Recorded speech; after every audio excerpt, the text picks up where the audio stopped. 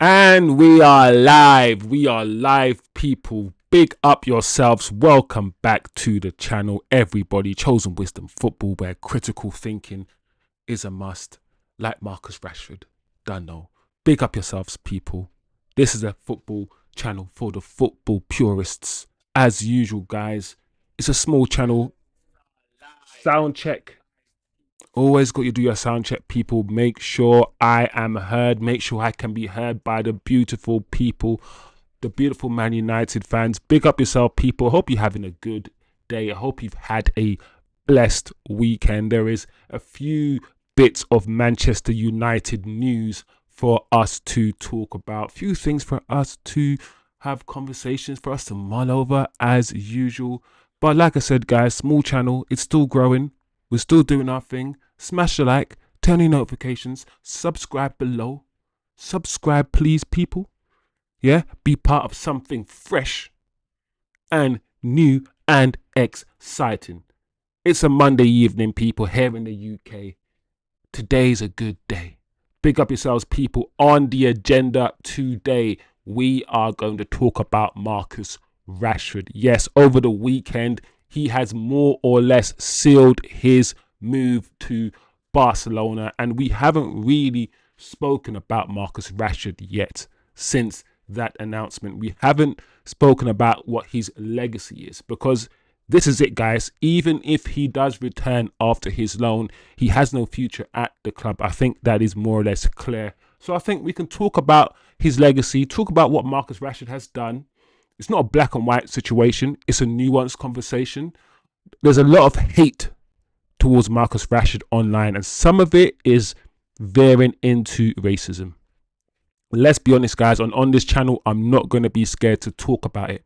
I'm not going to be scared to say what's really going on. So we're going to have a conversation about Marcus Rashford, his career at United, what it really has meant, what he's done, what he's achieved, you know, objectively. So new striker as well. That's another conversation we can have today. Apparently Manchester United, Fabrizio Romano and all of these guys are officially saying that our next target is a striker. Let me know how you feel about that. Some of you guys want a new goalkeeper as a priority. Some of you guys want a central midfielder, but the next one in apparently is going to be a striker. That is a priority for Manchester United. So that's also something we can talk about. We have a new goalkeeper contact. Well, not a new goalkeeper contact. It is our interest in Lamens. Lamens is a goalkeeper we've spoken about on this channel. We've heard Man United being interested. We've heard Man United are opening, I wouldn't say negotiations, but they want to understand what the deal could be. So United, we are actively speaking and we are actively in contact to sign this keeper. So let's see if we're going to do it. I think most of you want a new keeper. I think most Manchester United fans, whether you like Onana or not, can see that Onana really isn't good enough and we need a new goalkeeper. So we're going to talk about that. Also, people, apparently the price has been set for Garnacho. We've heard about the price for Garnacho many times. Some people have said £70 million Man United want. Some people have said Man United want £60 million. Apparently, over the weekend, the price has been set and we want £40 million. So we're going to talk about that as well. Where's Garnacho going? Where could he go? There's also, guys, news. There's a good chance, apparently, there is a good chance that Højlund will be sold this summer. And that's according to David Ornstein. So that's apparently. We don't know.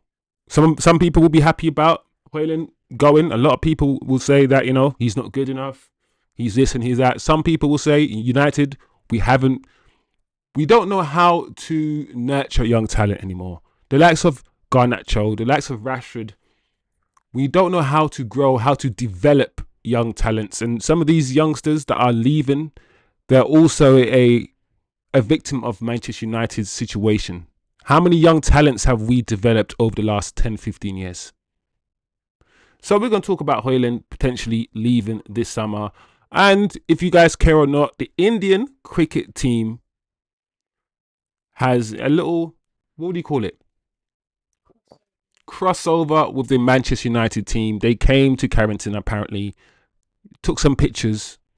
I don't know what that means, but we can talk about it if you like. So that's the general gist of the news. Of course, the ops are doing what they're doing. Ekitike to Liverpool is more or less confirmed, and a lot of Liverpool, Arsenal, Man City, they're making moves.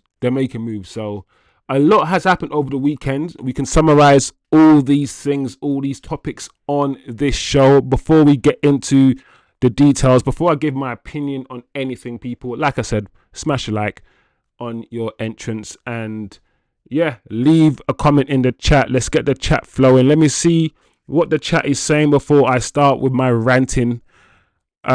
What's to hate? Rashford is gone. British Bulldog in the chat. Big up yourself, British Bulldog. I cannot comment on other people on social media. I don't partake, but I don't hate. I do dislike Bobbins players at my club and being told have to like the Bobbins players or I'm wrong.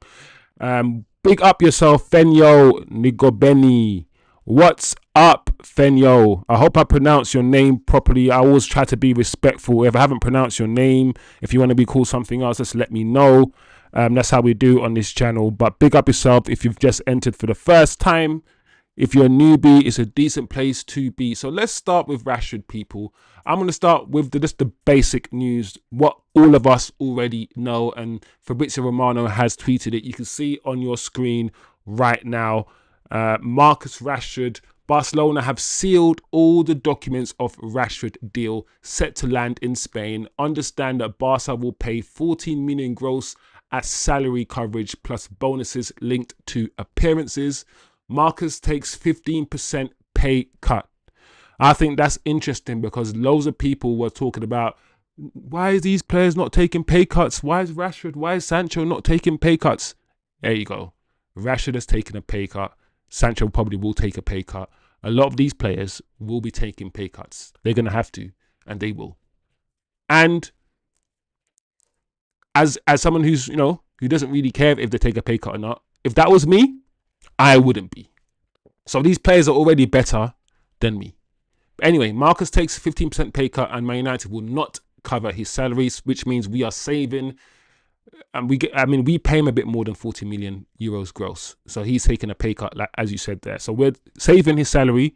That salary, you'd think, can now be used because we're saving that 14 million euros around that much this year. So we're now going to have that in a bank somewhere.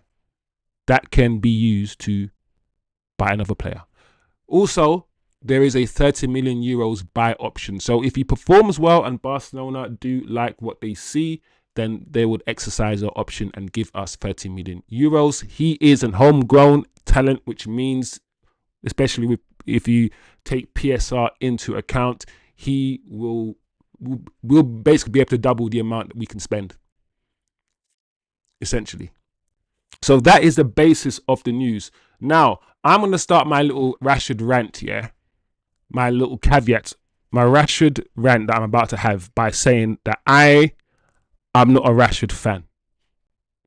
I'm going to start by saying that I never thought Rashford was as good as the fan base were making out for him to be. I saw Rashford as a talented youngster who's very, very quick. Most of his talent was to do with his athleticism. His speed was absolutely frightening when he first came. Nobody was as quick as him. He could finish decently and he had decent skill. Not amazing. The skill part of his game he's worked on. He didn't start off doing Rabonas, doing step overs and doing all these things. He didn't start by doing that. He started by running with the ball and being direct and just running down the channels. And then years and years, he started working on his skill game, working on his ability to take on a man. And that's when we started getting step overs in his early 20s, 19, 21, 22, 23, started doing the little skills. He has also changed his game and he's developed his game, right? But for me, Marcus Rashford, I never saw a world-class footballer. I saw a very, very good footballer who, in a typical Man United team that was winning titles, he would be a squad player. He's not as good as someone like Nani. He's not a first-team starter. For me, Rashford should have always been a very good squad player. He's slightly better than someone like Ashley Young, slightly better than someone like Aaron Lennon, and Aaron Lennon was quite good. He's better than those sort of players, but slightly. He's never been, for me, a world beater. He's never had the consistency in his performance to be a world beater. He should have been, for me, in a really good Man United side, a Man United side with world-class talent, a Fergie class of 92 side or something like that. He's a squad player. He's somebody who comes in, plays some games, plays cup games, come on, might start a few games, might play 40 minutes, but not somebody you ever build your team around. I think what's happened is that we've been so thirsty for star talent, and Manchester United fans are some of the worst fans in the world. We believe that we believe in every team there should be someone we worship. There should be a god. There should be a franchise player. And Manchester United pushed this guy into a position to be the franchise player. The fans did it and the media did it. We hyped him up, in my opinion, and we put him in positions. We put him in conversations with Mbappe, with some of the best footballers in the world, where, in my opinion, he's just under that tier. He's just under that tier. But that's not his fault. That's our fault. That's Man United fans who want a hero. We decided to make this Manchester lad, born and bred in Manchester, the guy, and give him 300 grand a week. We did this. The Man United hierarchy did this. The media behind this guy, when he was feeding kids and doing all of these things, was absolutely fantastic. Writing books, all of these things. So as a human being, from what I can see, as a human being, I've got no issues with Marcus Rashford, right? None. As a human being, I've got none. So why am I seeing now everyone started attacking this guy? Because I've kept the same energy for Marcus Rashford for the last 3 years. I've said he's inconsistent, and for Man United side who want to win the league, we need to get rid of this guy. We need better. But I've kept my criticism of Marcus Rashford just to football. I could analyse and I could tell you in detail why I believe Marcus Rashford probably should be sold. Whether it is his lack of effort, you know, he's fallen out of love with the club. Lack of effort. Whether we've given him money too quickly and he feels like he's the guy now. Whether it's because he can't play up front. He's not actually a striker. He can't play with his back to goal. His best season playing that role or anywhere near that role is a season where he had, what's that guy? We signed him in the second half of the season on loan. The tall guy who played as a false nine. I can't remember his name. But we signed him on loan for one half of the season. And I think that season, but 2 seasons ago, Ten Hag season, he scored about 15 goals or something, 18 goals. That was one of his best seasons. Marcus Rashford, yeah, has always looked good next to Martial. Next to somebody who can facilitate for him, right? That's when he looks good. So I don't understand why now that he's going to Barcelona, let's understand what's happened. Let's just quickly, for the next 2 minutes, just look at Rashford's career. Broke in at 18 because we had nobody. He wasn't spoken about in the youth team like Greenwood was. So he wasn't somebody that anybody really had eyes on. So he kind of broke into the team, and he was very lucky to. Nobody thought he would break into the team. He wasn't somebody that, like even Kobe Mainoo, people were talking about Mainoo before he broke into the team. People were talking about Mason Greenwood when he was 15, 16. Nobody was talking about Rashford. So let's understand, yeah, that this guy is supposed to be a squad player. He broke in when Martial was injured and loads of players were injured. Since then, he hasn't looked back. He's had some good seasons. Seasons where he scored goals, got assists. Seasons where he's been a bit more quiet. But let me ask you something. Let me ask the chat something. Who out of the last 10 years, 12 years in this inconsistent Manchester United side has been consistent? Nobody. Nobody, yeah, has played well every game. Nobody plays well in every game. Not Mo Salah, not Ronaldinho, not R9, not the best footballer, not Messi. Messi has some bad games. Ronaldo has some bad games. So the idea that a player needs to have good games every game is a myth. You're supposed to be allowed to have bad games, and other players in your team pick up where you fall. If you have a bad game, someone else has a good game and you still win. But because he was never supposed to be the guy, he's always been inconsistent, which means he should always been a squad player. And we have made him the guy. We then fail as a team because he's the guy and he's inconsistent. He doesn't play well every game because that's Rashford.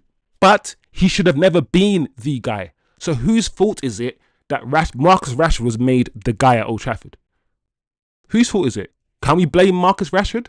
Now these people are coming out saying, I see people online talking about his head shape. Fair enough, that's a bit funny. But let's not take it too far. You see people online talking about the private jet that he's taken. People online talking about his earrings. People online talking about how he doesn't deserve the move. When people start talking about things other than football about you, and they can't stick to football, that something else is happening. There's some sort of unconscious bias that's seeping through. And that's always been there with certain players. Certain players are not allowed to have bad games. If they have bad games, it means they're lazy. And like I said, I'm not fond of Marcus Rashford. I agree. I think Marcus Rashford should have been sold 3 years ago. I said that Manchester United won't win the league if Marcus Rashford is a starter and he's a centre of our team. We won't. So I'm advocate of Marcus Rashford. What I'm trying to say here is this. We can acknowledge that he's been inconsistent while at the same time acknowledge that he's had good performances for the club. He's helped us win Europa Leagues. He's helped us win FA Cups. And in the most toxic period of Manchester United's history, this period, he has been there trying to help us. Last few seasons, he hasn't been that great. He hasn't. But tell me who has. Tell me one. And don't say Bruno. Because while Bruno is putting up numbers, because Bruno is on every penalty, he's on every free kick, he's on every corner. So he's going to get numbers by default. Bruno doesn't put in performances. When's the last time, you saw a Bruno Fernandes performance? A 90-minute, not just a stat, not just a goal or assist, a 90-minute performance where you're like, wow, his performance against this team was absolutely amazing. Nobody has been consistent playing for Manchester United over the last 12 years in a toxic, inconsistent team. Where are you going to find consistency? So I'm just trying to make sure there is a balanced understanding about Marcus Rashford. I want to make sure that while he didn't hit the heights that a lot of people wanted him to hit, me personally, he overachieved. To many people, he underachieved. And to many people, he underachieved and he didn't hit the heights because your expectation of him was much higher than the reality of him. I and a lot of individuals saw his limitations from very early. And like I said, he's kind of like, you can say I'm being funny when I'm calling him Ashley Young level. Ashley Young was a baller, bro. Ashley Young balled out for Aston Villa. And when he came to Man United, he was balling out for at least 2-3 seasons on that left wing before we moved him to sort of left back. It's not a diss calling him an Ashley Young level player. He's probably a bit better than Ashley Young, but it's not a full-on diss if you actually think about Ashley Young's career and what trophies he won. Ashley Young won Premier League titles. So let's not do that. So it's trying to be balanced with your assessment. I don't want people to be like, he's a failure. How can you be a failure when you've been there for 10 years? You're a working class lad from a working class background. You've never had anything. And now you're playing for Manchester United, being the franchise player, getting 300 grand a week. You gonna tell Marcus Rashford he's a failure? When he's going home to his £5 million pound house, you go tell him and now he's playing for Barcelona. You go tell him he's a failure. We need to be nuanced. We need to be like, yes, he was inconsistent, like a lot of players were. Yes, to a lot of people, he didn't hit the heights. Also, he was the one who wanted to leave. He came out after Amarim made a little challenge to him. He came out and he did that interview and he said he wanted a new challenge. So also Marcus Rashford has to hold a bit of heat from the fans because he's the one who said he wanted to leave. But let's be nuanced when it comes to assessing his legacy at the club. Let's not say he's a failure. He's crap. Because if he's a failure, if he's crap, if he's this and he's that, then everyone who's part of the same team as him, who played under the same managers, who achieved the same as him, you have to include them too. You have to. So, and these people now who are asking, does he deserve the move? Listen, it's either you want him to leave or you don't.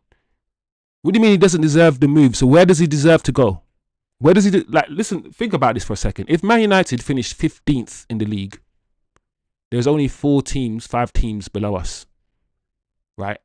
So he doesn't deserve to play for a team higher than Manchester United. So he deserves to play for a relegation team. Some of these people are so angry at Rashford. They're so angry at this guy. I don't know why. That it seems like they want him to hurt. They want him to hurt. You don't deserve this move to Barcelona. What do you mean he doesn't deserve the move to Barcelona? Based on what? What does that mean? Barcelona want the player. We want to sell the player. We come together. We made this deal. Oh, he doesn't deserve the move. So what does he deserve? What does he deserve? A beating, a slap. Like the anger on some of these people's faces when they talk about Marcus Rashford, you know it's coming from a certain place. It's the same anger that Sancho gets, that Pogba gets, Martial gets, Raheem Sterling gets. It's that they can't talk about football. They have to talk about his hair and his jewels and all of these things because the hatred is not surface level. It's deep. It's deep. And these people are aware this. You want him gone, he's now gone, and now you're angry that he's going to Barcelona. Listen to me, people, and listen to me very, very carefully. Yeah? Everybody who's leaving Manchester United this summer is going to better clubs. Everyone. Whether you're going to Barcelona or going to Juventus or Napoli, they're all in better positions than Manchester United. Everyone who's leaving Manchester United is upgrading. Everyone. So he doesn't deserve the Barcelona move. So where do you want to go? Championship. To the champion. Like, what does that mean? I don't know, guys. I thought I needed to have my say. Because I'm thinking to myself, hold on a second. I'm not even a fan of Marcus Rashford. I'm not even a fan of Marcus Rashford. I want him gone. I wanted him gone years ago. But this stuff, this is weird, bro. This is weird. And to see how many people hate this guy or hating on this guy, and he's supposed to be a Manchester born and bred lad. He's still an England player. It's very, very strange. So I ranted a little bit, guys, but I just had to let it out. Because I want people just to be objective, say he's not good enough, say this. And the thing is, you can't even say he's not good enough. Marcus Rashford walks into our team. Marcus Rashford. And the thing is, he's not even leaving because he's not good enough. Because he's better than Højlund as a striker. He's better than Garnacho on the left. So he's not leaving because he's not good enough. He's leaving because the club do not want him. Whether it's his wages or whether it's the fact that he first and foremost came out and said he wanted to leave. So the club were like, cool. Whatever it is, the club do not want him. It's not just his talent. Otherwise, he'll be starting up front for us. Aston Villa bought Marcus Rashford to replace Ollie Watkins, and Ollie Watkins is a striker that's on the top of our list. Think about that for a second. Aston Villa bought Rashford to replace Ollie Watkins, only for us to now have put Ollie Watkins on top of our list. Rashford isn't leaving Man United because he's not good enough to play for Manchester United. That's not the reason. So I just feel like we can be, especially when it comes to people who played for Man United for 10 years, who've been there since 18, 17. I lie. He's been there since he was about 13. He's been there since he was a kid. We can be like, thank you, Rashford. You've had some good times, but you've also had some bad times. You've been inconsistent, but some of your good memories, some of your goals have been amazing. You won us Europa Leagues. Thank you, Rashford. And good luck. Why can't we just do that? And then keep it moving. And then continue with our lives. Why does the anger of finishing 15th and everything, why do we need scapegoats? Why do we need to do this to our players? It's weird, man. It's weird. Just wish him the best of luck. Like British Bulldog said in the chat, keep it moving and continue to get our new signings. Let's not, now he's walking away, start throwing stones at him. You know them ones where you want the player to leave, now that he's leaving and he's actually upgrading, he's not leaving and going to Sunderland, he's leaving and going to Barcelona, and you kind of know that he's going to win that title with Barcelona, or he's going to win something with Barcelona. Because of that, because he's exceeding and he's excelling and he's going on to further do great things, you want to be throwing stones at him. Oh, look at him. Because they can't get him down. And I never wanted Rashford to, I don't hate on a man yet to the point where I want him down. I just want him out of the club. That's it. Good luck. I want you to look at Scott McTominay. I never wanted Scott McTominay at United. I thought that defensive midfield position, that double pivot, was not him. He's better playing forward. I wanted him gone. Now he's gone. He's doing well at Napoli. Good luck, Scott. Keep winning titles. Why does it need to be, you've left Man United now. Now you need to die. Now I need to destroy you because you don't. What is that brain? What is that brain? I don't even understand that brain. It's a weird brain. Anyway. Yeah, I know I'm going to have loads of comments to go through. British Bulldogs say, need more talent in the head, no football brain. Once he made it, not dedicated. Yeah, we could talk. I like that. Because I agree with that. Marcus Rashford, British Bulldog said, Marcus Rashford IQ wasn't really there. His football intelligence is very limited. And I've always said that. Marcus Rashford's footballing brain, above all else, I think is what lets him down. He has a very rigid way of playing football. Big up yourself, Vegard. Big up yourself, my bro. Yeah, bro, Vegard. Hopefully he does well and they buy him. And, you know, good riddance. I don't want him to do badly so they don't buy him. That's counterproductive, right? You can all agree that. British Bulldog, I can't see any of this. I don't have social, but people are haters. He don't deserve the move. I think he got it, and good luck to him. He definitely don't deserve it. All right, British Bulldog says he doesn't deserve. I don't understand the deserve part. I've never heard anyone say deserve when it comes to a move. A team wants another player, you buy the player. I've never really come across the whole he doesn't deserve. I understand he doesn't deserve the move because he hasn't played well for Manchester United. So because he hasn't played well for Man United and he's asked to leave, it means you don't think he deserved to play. That's the disconnect. I have that. There's a big disconnect I have with that rationality. I kind of understand it, but my brain is like, what do you mean? There's no such thing as deserve. You just, you know.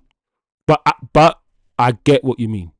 I get what you mean. British Bulldog saying it means Barker are top level and if he plays for him, Rashford is bobbins, and hopefully you won't say I can only have an opinion if I have hate, because it's not true.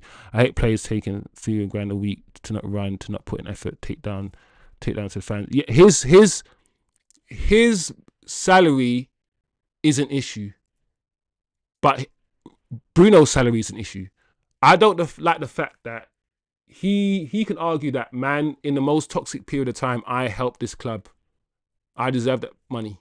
And then Bruno will say, man, in the most toxic time, I helped the club. I got stats. I don't think, that one player underachieving, underperforming, Rashford, getting paid 300 grand, we should, criticize him. But then Bruno, who's underachieved last year, he was shit last year. Just like the rest of us, he was crap last year, Bruno. And he hasn't been great last few seasons, right? He's getting paid just as much, but nobody cares. And I don't like that. If we have a problem with people who are underperforming getting paid 300 grand, we have to keep the energy for Bruno as well. That's just my opinion. That's my opinion. But social media is full of crazy people, bro. full of crazy people. British Bulldog, I agree. Celtistic says, BB, I respect your view on social media and staying away. British Bulldog, you probably have better mental health than most people then. If you're off social media, British Bulldog, then you're good, bro. Stay off social media. Is good for you. I'm telling you. Yeah, racist. Good luck to Rashi, though. We 100 need me to move. Levels of players, he already playing above his level. It's just, I agree with British. Yeah, see, he's playing above his level. And I've already said what I believe his level is, should have been, and stated that we've pushed him into conversations that he shouldn't be in. So that's my little rant. I felt like I just needed, I mean, I wish I recorded that rant and had it on its own Rashford session, but yeah, I thought I needed to just say this. I said, listen, let's just keep it moving. He's gone now. Cherish some of the good times he had. It wasn't always perfect. Nobody's always perfect. He did some good stuff. Wish him luck for the future. Hopefully he plays well so we can get the money and we can keep it moving. That's it. That's what I'm going to say. So I just don't like some of the undertones, man. Some of the undertones of some of the comments about Marcus Rashford. But let's move on, people. If you guys, I think some of you guys already made your comments and made your feelings clear about Marcus Rashford in the chat. Let's move on and talk about the new striker.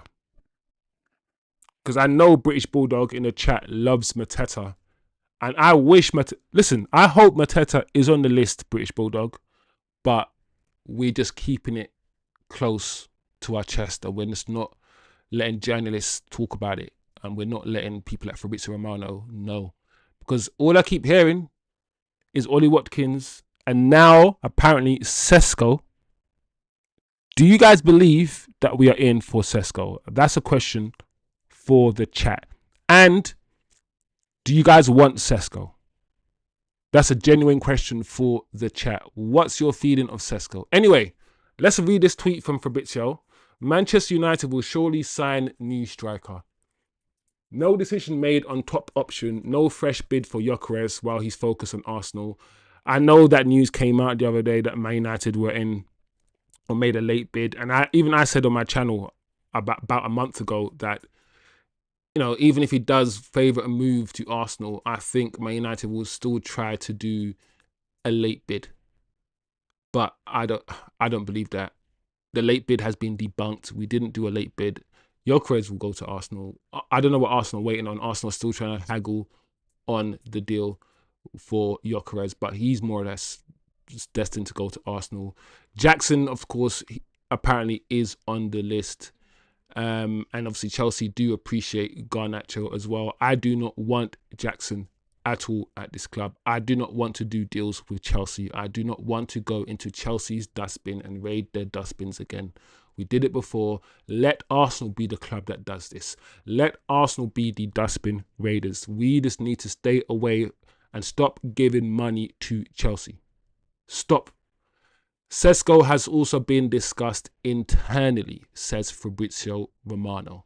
So, what do you guys think about Sesko? Because I'm in two minds about Sesko. Before I read your guys' opinions on Sesko, let me give you my thought on Sesko. Sesko, at the moment, this moment in his career, is not a gunsman. He's playing in Germany and he's not getting more than 15 goals a season. And that league is apparently an easier league, higher lines, defenders are not that great, apparently, yeah? And he's not really breaking anyone's neck. He's not doing that much. He's not a baby. He's not like he's 18. Sesko's 22. So, and I believe Man United right now needs someone who can bang and put the ball in the back of the net. Hence why we went for Rory Delap and hence why we went in for Gyökeres. Two of these guys are more or less gunsmen, right? So that concerns me that he's not a gunsman like that. He's not that sort of player. Also, the fee, the £80 million, £70 million fee that they want for him, ooh, I don't know, guys. I don't know. But on this channel, I'm going to try to be objective. Let's give the other side of the argument. 22 is not old. He's quite young. Even though I said he's not, he's not too young. He's not like he's 18, but he's still 22. He can still improve. His shooting technique. Have you seen the way this guy connects the ball with his laces? Whether he's knock a ball in it, whatever he's doing, the way he shoots, that ball, when it gets hit properly, it stays hit.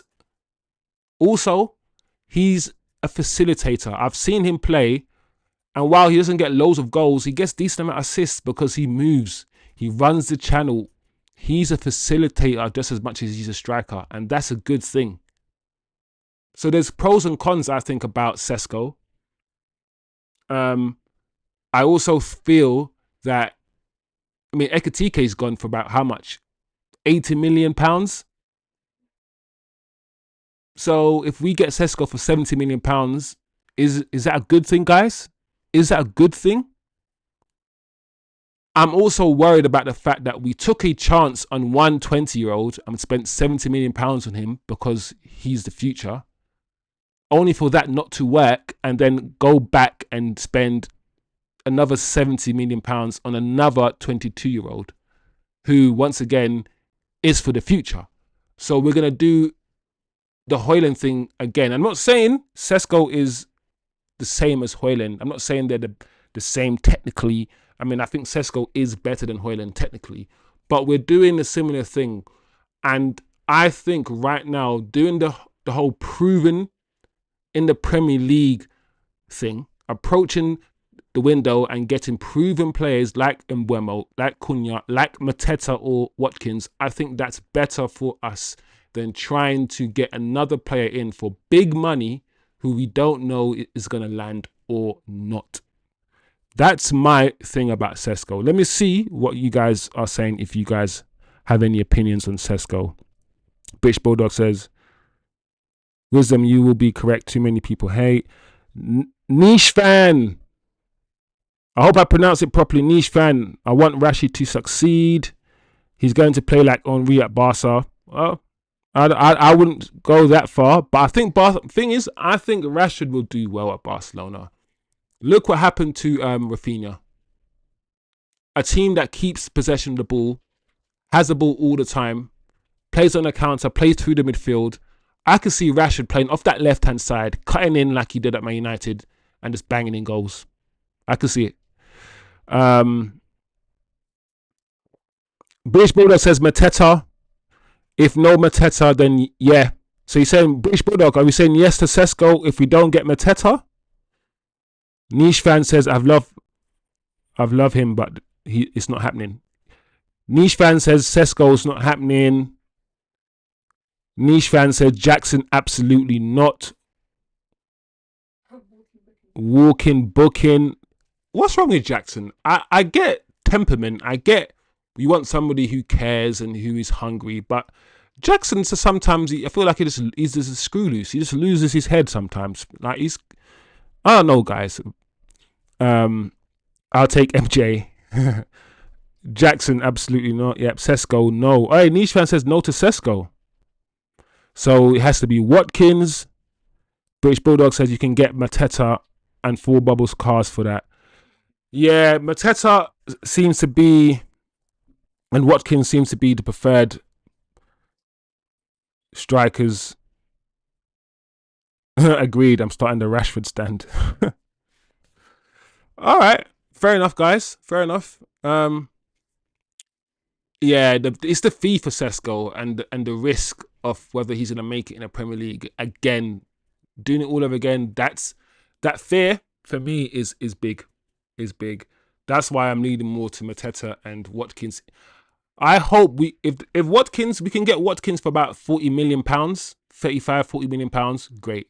This £60 million that they're touting for Watkins, forget about it. Forget about it. And if we can get Mateta, once again, if we can get Mateta for about 35, 40 M's, 55, 50 euros, great. If they're going to do the whole £70 million for Mateta, forget about it. Forget about it.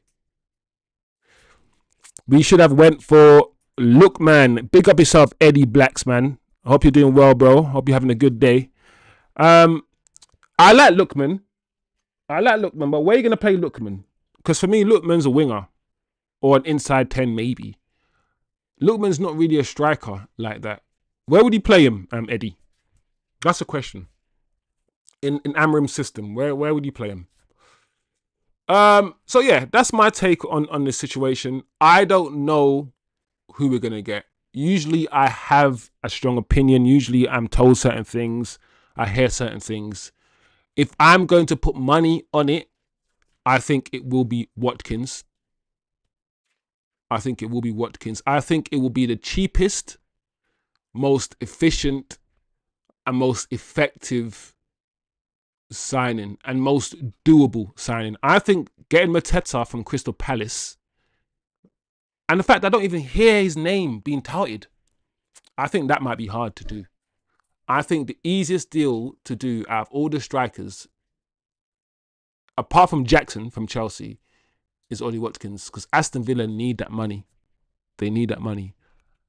I think the Sesko deal, we've seen Arsenal try to get Sesko, and Leipzig, where is he from? Is it Leipzig? My mind's gone blank. Wow, flipping neck. But his home club, they weren't budging. So, what's Niche fan saying? We have to pay up for Watkins, 50 mil. Niche fan, is that 50 million pounds, you think? So we're looking at, what, 60 million euros? Yeah. I don't know what you guys saying about that sort of fee for Watkins, like, I wish we did more than one deal at a time. I wish we were doing this striker deal the last 2 or 3 weeks and not spending 5-6 weeks doing Mbumo. I wish we had more of a concrete understanding of things with regards to the striker market. I wish also that we were going for a midfielder just as much. I sometimes think that a midfielder is more important than a striker. Now that we got Cunha and Mbumo, and we got Xerxes, and potentially we'll keep Højlund, and Højlund's not going to be playing with better players now. I almost feel like, is a central midfielder more of a priority, people? Isn't it? The lack of pace, the lack of mobility in that midfield, the lack of discipline in that central midfield area, the neglect, I say the word neglect, but we've made a midfield signing every year over the last 3 years. Ugarte last year, I think Mason Mount the year before, Casemiro the year before that. We've signed midfielders. We've just not signed the right ones. And the engine room, I know Amorim, the way Amorim plays football, it seems as if he bypasses the midfield. If you look at the way that we build up, we don't use the midfield two in a way that other teams might use our midfield two. I feel like the midfield is a priority and it should be more of a priority. That's how I feel, people. Eddie says, I would play Lookman as a striker with Cunha and Mbumo all interchanging. Would be so unpredictable for defenders. That sounds kamikaze, but I'm here for it. The problem, listen, if we played, Eddie, a fluid front three, I'm here for it. Because whether it's PSG, whether it's Barcelona, I always say to you, whether it's even Liverpool with their false nine and with Ruben Diaz. Ruben Diaz? Ruben Diaz is a defender for Man City. You know what I'm talking about? My mind's gone blank. Luis Diaz. Sorry. A front three that rotates, whether it's Martial, Rashford, and was it Mason Greenwood, was the last sort of front three that we had, which was a little bit fluid. Fluid front threes always look good to me, man. But this Amorim system, this rigid sort of 2-1 thing that he does, I don't know, man. I feel like he wants that striker to be stretching those teams, holding the ball up, working the channels. We, as a team, find it difficult to get from the first phase to the last phase. We don't know how to do it. The way that we build up, the defending two split. Our defender, if you see against Leeds what Mandra's trying to do, De Ligt moves into the midfield with Casemiro, I guess. We see sometimes Bruno drop back into the fence.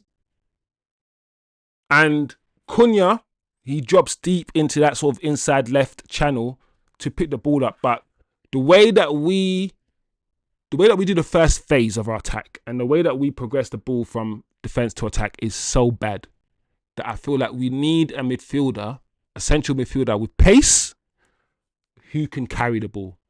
That's why people were scared that this manager might play Cunha in midfield, because Cunha can do that.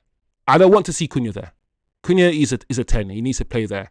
But we need someone in that central midfield area who can drive with the ball, powerful runner, take players out, drive with the ball, run back and run forward. We need a general, and we don't have that. Anyway, on your screen, people, as you can see, goalkeeper. You guys will be excited that we are taking this goalkeeper pursuit very seriously, it seems. Fabrizio Romano, understand Manchester United made initial contact to be informed on the deal conditions for 23-year-old goalkeeper Sen Lemens. We've spoken about him already on this channel over the weekend. Anyway, Royal Antwerp goalkeeper among main names on Man United list if they decide to go for a new goalkeeper this summer. Dibu Martinez also an option, but more expensive. You know what I'm going to say, people? And I know most of you will agree. Bring him in. Bring him the hell in. Sign him up. Sign him up yesterday. Like I said, yeah, you know when I said on this channel that I don't like the £40 million Martinez deal. Like, what are we doing? Martinez, even though he's still a better goalkeeper than Onana, he's not perfect, and I've seen him make mistakes. He hasn't been the same goalkeeper since he's come back from the World Cup. He's got a bozo gene as well. He does bozo things. I'm not spending another £40 million, 50 million euros on Martinez, who is what, in his 30s. No, like, as much as you guys and everybody want Onana out, I'm not going to replace Onana with someone else who is shaky. I'd rather us take our time, take our blood clot, bomber clot time, yeah, and get a proper goalkeeper, a young goalkeeper for the next 10 years. And we won't even need to spend anything stupid, because goalkeepers, you can get it for £20 million. Like, you can. So I keep pushing through. I hope we do get this deal over the line. I haven't seen a lot of this player, so I'm not going to sit online and say he's a great goalkeeper and all these things. But from what I've seen, the little highlights, the little matches I've seen here or there, and the way that he's been spoken about, like the future or the next Courtois, sign him up. Sign him up. Let's not waste time. Anyway, what's Niche Fan? Niche Fan says we have to pay for Watkins 50 million. Bitch Bulldog says 50 gets Mateta. Eddie saying, yep, I read that. British Bulldog says it's like they hate themselves and the club get some good players already. British Bulldog says a gym proposal, $150 a year and the company bubble car. I will take you to Turkish. I'm generally up for a bubble car. Listen, I already told you guys I'm 6'5". I'm 6'5", bro. Like, I can't fit in no bubble car. Like I'm looking like the Flintstones in them cars, with my head going out the top and my feet just. Oh man, that's funny. Yeah, we don't have a first phase at all. Listen, Eddie, our first phase build up is crazy. I've looked at Chelsea's first phase. I've looked at all these other teams' first phase build up. Then look at what Amrim's doing, and I'm like, oh, we're gonna have to get more players for him, or we're gonna have to get a ball playing defender for Amrim now. Like, what does this mean? The next game, guys, the next friendly, because don't forget, friendlies pre-season is designed for this purpose, to establish how you build up from the back. Does your DM drop into the defensive too? Does your centre back move into midfield? How wide do your wide players stay in the build-up? I see the Dorgus and the Amads in our build-up. They were very, very wide and they were very, very high, right? So our build-up from the back, our first phase play is absolutely crap. And that's nothing to do with the players. That's the manager. I've seen Louis van Gaal and I'm always going to come down to this, I've seen Louis van Gaal ditch a lot of first team players, bring in kids who didn't know nothing. Whether it's Fosu Mensah, Tyler Blackett, you guys know what I'm talking about, yeah? I've seen this guy bring in these sort of players, coach them to death, and in that season, we had like 70% possession most of the time. Like, it was absolutely crazy. And we didn't score goals, we were inconsistent, but the way he got us to play in a very short space of time, yeah, shows that it can be done. Coaching can be done. And I always go back to the fact that, guys, we don't develop youngsters.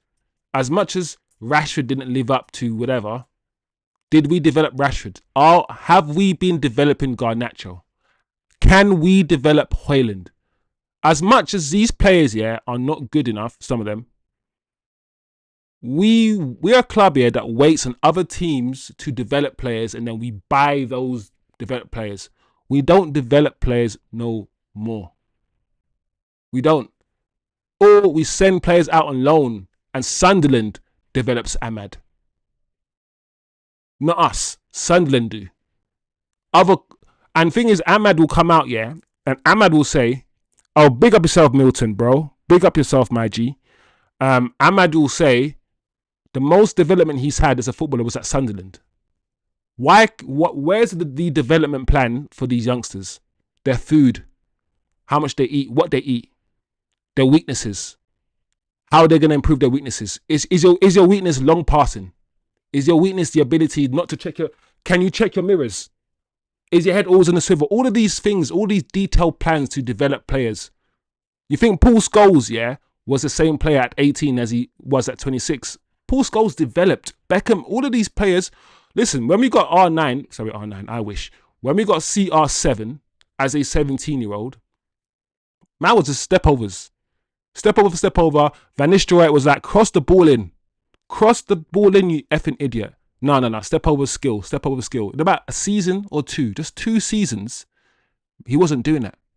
His head was up. He was still doing step overs, but he was crossing the ball. He was finding his man. And CR7's crosses were crap. He couldn't cross the ball that well. He couldn't. But he developed from the age of like 21 to the age of 24 when Ronaldo won the Ballon d'Or. His development, yeah, as a footballer was immense. Immense. Where is that development now? You can't develop Garnacho if you play him every game. He's a youngster. He's supposed to go in and out of the team. In and out of the team. Protect him.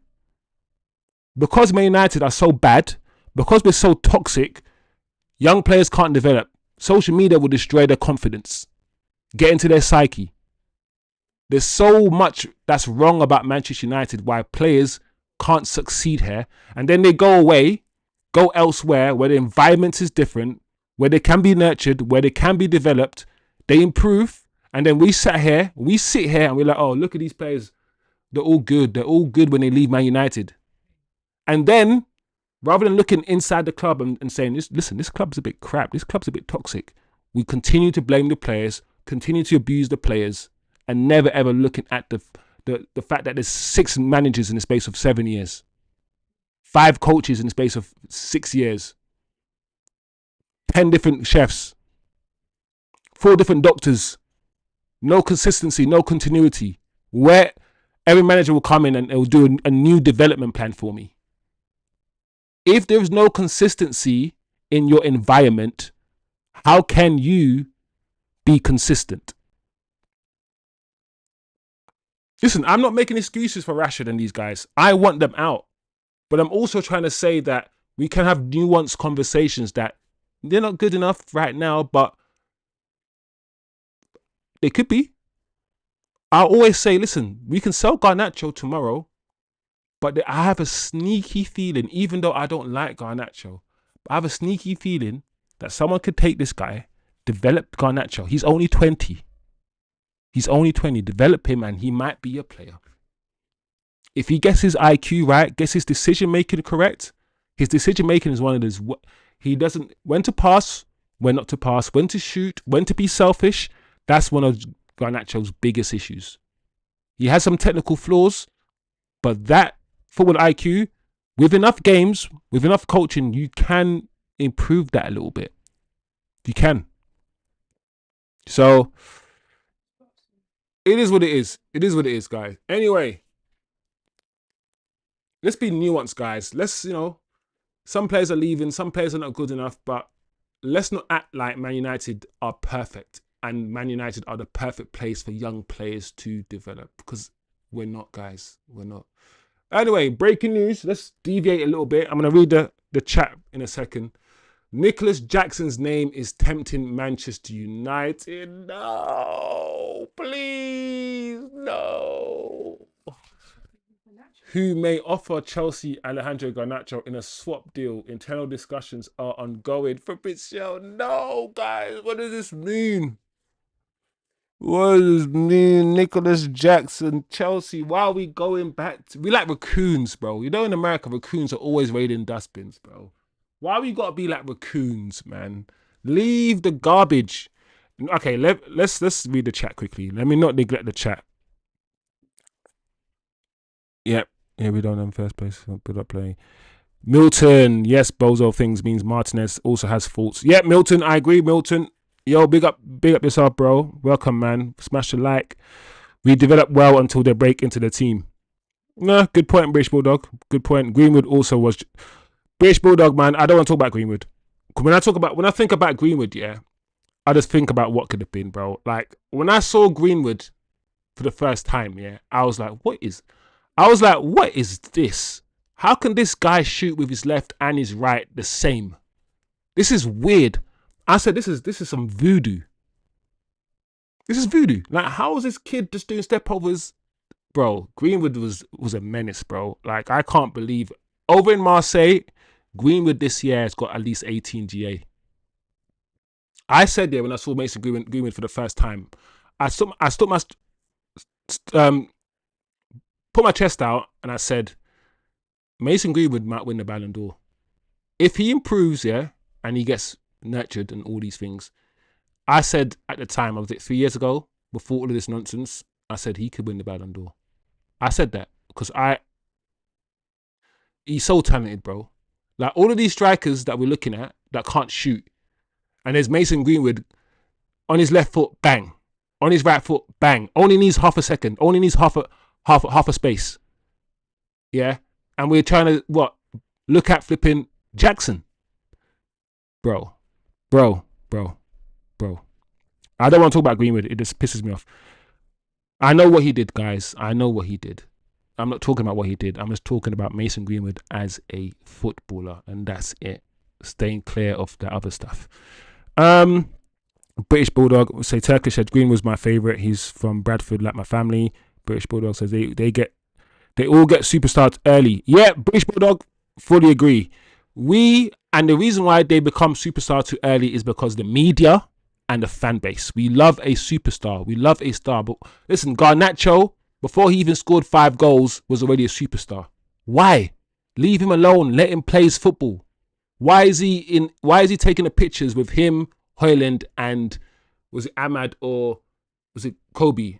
And it was like, these three are going to be the next, Holy Trinity. And remember all that prop about the Holy Trinity and all these things. I'm like, bro, why do we do this? The media and the fan base like to push players before they've done anything. They like to push players into positions, into conversations they shouldn't be.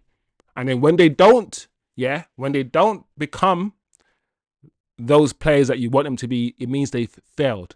How about stop overhyping them and let them play their football? How about that?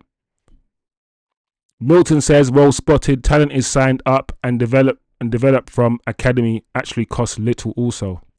Yep. Poor channels out there. He got way too much grief. Garno for a young player. Listen, my thing is I don't like a lot of these players like Sancho. I mean, Rashford, Garnacho, they're not my favorite players, yeah. But if I can hold an objective assessment and say they're not my favorite players because of how they play and because of X, Y, Z, and if I can hold an objective assessment of these players and not get into my feelings and not be hating on them and abusing them, then why can't everyone else? And they're not even my type of players. That's what I'm saying. Milton is saying this is a very astute conversation about how talent can develop into elite standard, possibly. Man's a smooth criminal. Milton, I think it's all the other fans who want Jackson to move to United. I think a lot of Chelsea fans, Milton, you know, Chelsea fans do the thing where, yeah, Jackson's really good. Jackson's really, bro, if he's really good, why don't just keep him? Just keep him if he's really good. I feel like sometimes Man United fans, we bite the bullet when other fans do certain things, and we just need to just be strong in our conviction, and say no, we don't want Jackson. British Bulldog says we need voodoo football. Beckham, gigs, goals, etc. didn't have social media, camera phones, etc. to do with. Yeah. British Bulldog, spot on. It's a different time now. It's a totally different time. But we already spoken about. Okay, let's do this objective thing when it comes to Jackson. Let's not just hate on Jackson. Let me tell you why I don't like Jackson. Because I need to make my dislike of this player football related. Not anything else. I don't know this person. I don't know Jackson. Jackson, yeah, is erratic as F. When you watch him play football, he's a kind of footballer who will have a really good game or a really bad game. When he scores goals, I don't ever feel like he's in full control of when he's scoring a goal. It's always like some lucky bounce, Jackson scores. He's not a consistent goal scorer. But I will say this about Jackson. Like I said, let's keep it objective. He has good movement. He's mobile. He's quick. His hold-up play isn't the greatest, but it's okay. He can stretch teams. He might not give you consistent performances, but on his day, yeah, Jackson can actually be a menace on his day. He's not that old. I think Jackson's 24, 25, I think. So he's not even like 27, 28. He's not that old. Which means you could argue his shooting can still improve. How much improvement do you really do? I always believe that you can improve certain attributes, but not by that much. If your shooting is a 7 out of 10 and you're already 24, the best you can get it is an 8 out of 10 by the time you're 28. Like, when you think about it, if you're 18 and you've been playing football since you were 2 years old and you're 18 years old, you've had 16 years of football under your belt. So what improvements can you do in the next 4 years that you haven't been able to do in the previous 16 when you're actually growing, when you're actually playing football and trying to understand it? The level of improvement depends on the player, depends on the coaching, depends on so many things, and also depends on your foundation level of football. If your foundation level, your ability to control the ball, to pass the ball, your foundations, your basics, if they're quite high, then your ceiling is higher. If your foundation is quite low, the ball's bouncing off your feet, you've got bad first touch, which for me, your first touch is part of your foundation. If your foundations are quite low, it means your development space is quite low for me. That's how I see it. Jackson has room to develop. So I'm going to not do so much hate on Jackson. I don't want Jackson. I do not want him. I don't think he's good enough. And for where we want to go, I wouldn't buy him. But I'm hoping I provided a little bit of objective analysis on Jackson. You know, he has things that he's actually decent at. He has things that he's not very good at, in my opinion. But please, Man United, do not get Jackson. Please go and get Ollie Watkins or Mateta. And I think everyone in the fan base, especially British Bulldog, will be happy. There you go. I think all the other fans who want Jackson to move to United, British Bulldog, yeah, British Bulldog says Turkish 100%. But personally, I'd ban them full stop while they play for the club who want 10 million a year to get over it. Milton says, if Man United had a very good academy like before, there would be players just waiting in the wings for an opportunity, perhaps like another Cole, Palmer or Foden. I think Manu was an example. Yeah, I mean, Mainu, people like players like Mainu, and also Milton, you bring up Mainu, bro. What's Mainu's development been like? Mainu's development has what? Stalled. That's proved my point. There's no youngster.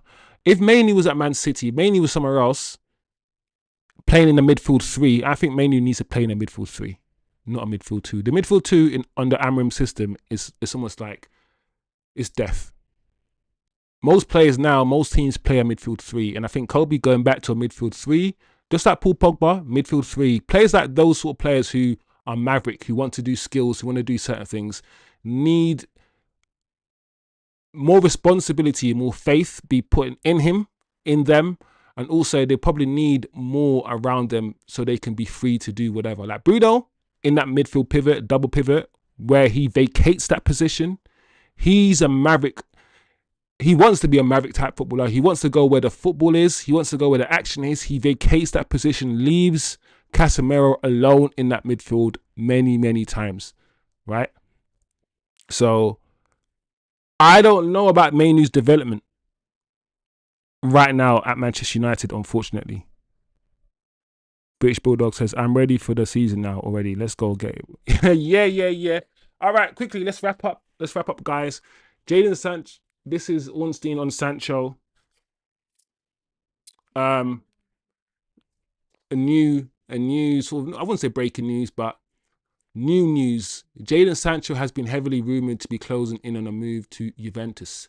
That is not accurate as I understand it at all, and I'm not quite sure where that's emanating from. So, a lot of people, and this Jadon Sancho thing has been so weird. One day, he's virtually signing a contract at Juventus. The next day, that's not true. They're not even close. The next day, we hear from a journalist that Juventus are in talks. The next day after, they're not in talks. The deal's not close. So I think unless I hear something really concrete, guys, I'm gonna be real. Unless I hear something really concrete about Jadon Sancho, I'm no longer going to be reporting on Jadon Sancho news every day, because it seems to me that these journalists don't actually know what is going on. And it seems to me, based on the Bryan Mbeumo deal, everyone's telling me that the medical was going to be next week, and the medical happened on the weekend, so they all lied. It seems to me that a lot of these journalists, when it comes to Manchester United, especially the whole Gyökeres thing, and not knowing that Arsenal was his favourite choice until like a month later.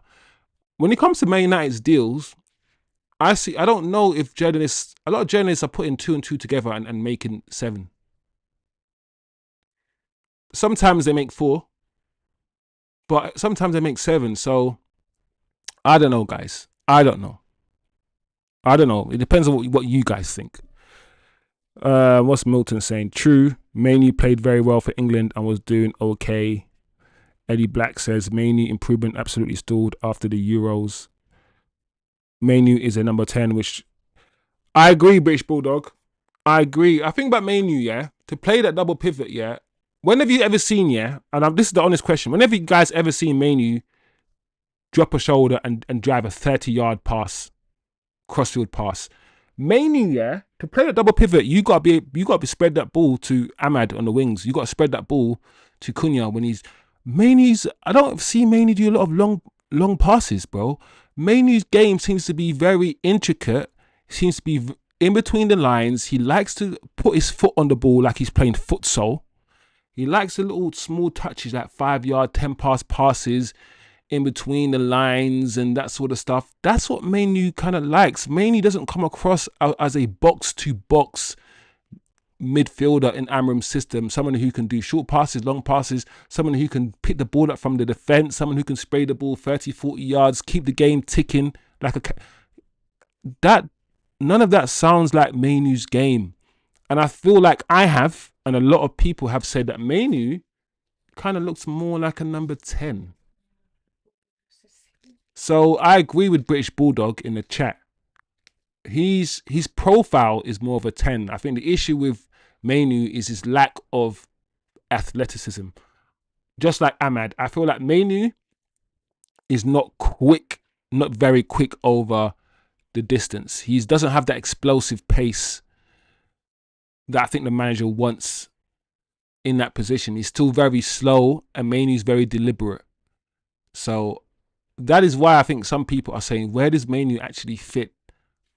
We've seen Mainoo start in the double pivot against Leeds, and I believe the manager, now that we've got Cunha and Mbeumo, might play him in a double pivot even more. But I don't know if that double pivot, guys, the way that the manager plays it, that double pivot looks like anyone who plays there is not gonna look good. I don't know what footballer out there wants to play in a midfield 2 rather than a midfield 3. Man City playing a 3, Liverpool play a 3. I don't know anyone who would look good, in a midfield 2 these days. I know you guys want Baleba. Can Baleba do it all by himself? I don't know. Let's see what the chat is saying quickly. British Bulldogs. Semeno is a number 10. Yep. We have 4 10s. 2 of them play midfield. He screams. I agree with British Bulldog. We don't agree. We don't always see this eye to eye, British Bulldog, but I definitely agree on that, in that sentiment, bro. He plays 10 in my... Should we, people, before the season start, do a what's it called? Fantasy league just for this chat, just for this channel? Because I'm not gonna lie, I always start the Fantasy Premier League. I choose my team, choose my players, and after the second week, I forget about it. But if you guys want to do a little Fantasy Premier League for this chat, then I'll set one up 100%, and we can have a bit of laugh, man, have a bit of fun. I'll probably be the last. I'll probably finish last, so you guys can make fun of me, bro. It's not a thing. It's not a problem. Robson and Keane will do it.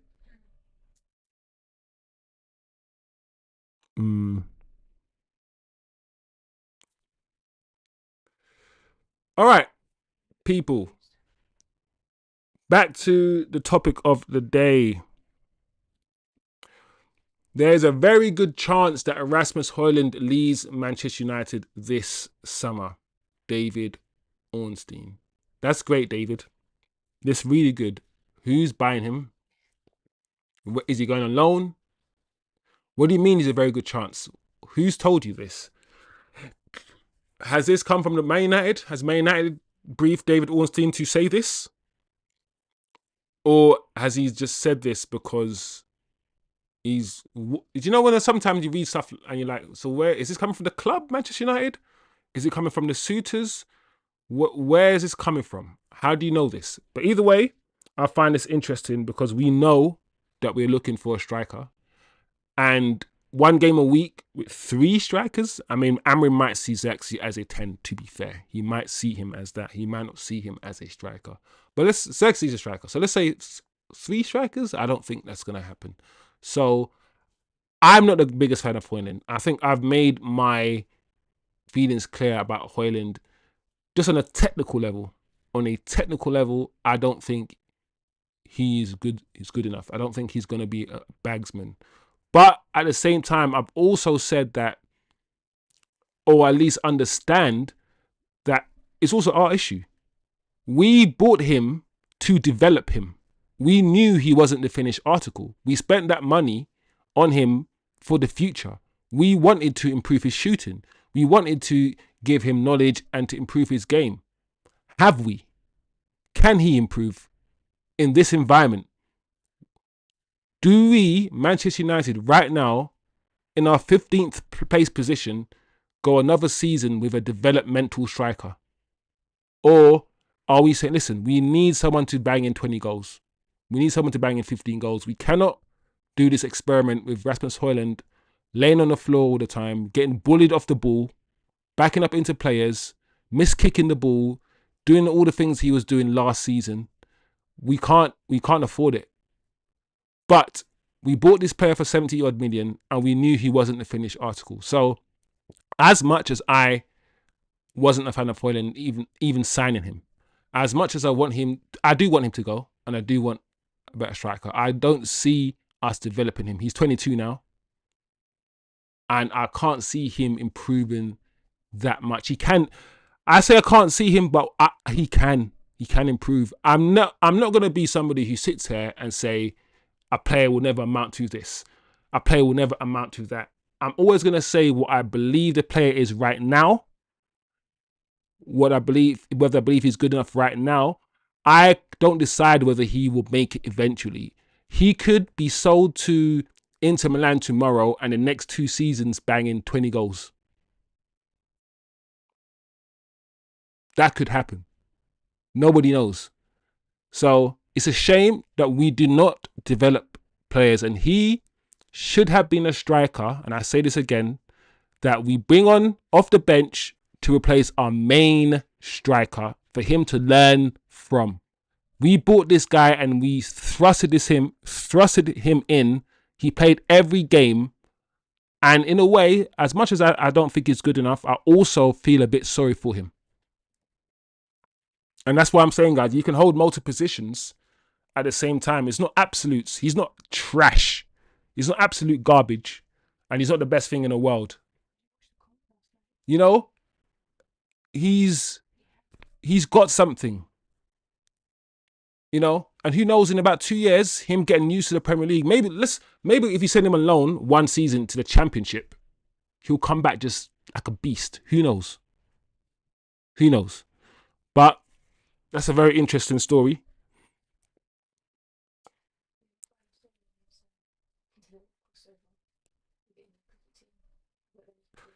British Bulldog says, let's do a channel team we pick together. That's I've never thought about that. That's interesting. Man, hating on my British Bulldog, oh man. We're always gonna have difference in opinions between when it comes to Rasmus Højlund, but it is what it is, man. It is what it is. Like, I've tried to come and see your way, bro. I've heard you. Think about me. I was at he's garbage. He's full on garbage. But talking to you and others, I've come from he's full on garbage and I've moved slightly to, do you know what? We failed him too. We've also failed him. There is a player in there somewhere. So my position has moved when it comes to Rasmus Højlund slightly, and it's because of the chat. So I've got to be real. I've got to be honest. British Bulldog says he will develop good under Mateta. Turkish saying United need to get their ducks in a row and focus on developing young talent again properly. But it's at the bottom. Yeah, it's also hard to develop young talent when you're 15th and you want to move up the title. It's like Man United don't have the time, the space, the energy to develop somebody. Like, to develop somebody, you got to sit there and watch them play inconsistently. Watch them make mistakes, pass the ball incorrectly, misplaced passes. You got to put up, with all of that stuff from young players. And we do not have the patience, to watch that. We don't. The fan base will crucify. If Ryan Giggs, was playing for Manchester United right now, we would do you know how many times Ryan Giggs was running into players and doing the madness? We would kill him right now if he was playing. We don't have the patience, bro. And the reason why we don't have the patience is because we want to get back to the top. So it's like a catch-22 sort of position that we're in. We can't develop young talent. We don't do it. We want to get back to the top, so we should do it. But we don't have the time to, because we want to get back to the top. It's cheaper to do it. But, you know what I'm saying? It's like some sort of merry-go-round when it comes to nurturing talent. But British Bulldog says, we talk a little longer than I get you. We try to say, after about two months of talking to British Bulldog, I'll be like, oh, keep Højlund. Come on. Højlund's the best striker ever. Man said, see, we not mad about this man smiling yet, at least. Yeah. Here we go, guys. Let's end in something positive. This guy is done. The wait is over, people. And our guy is here. And we're not mad about him smiling. He can smile all he likes with his freckle face. Sorry, I meant that in a positive. I love freckles. Before anyone comes at me. Brian Mbumbakla, my guy. I don't care what no one says. He is from on this channel. He's Brian Mbumbakla. I don't care. I've coined the name. If you hear anyone say it online, punch them and say don't copy Wizzy. Don't copy Wizzy.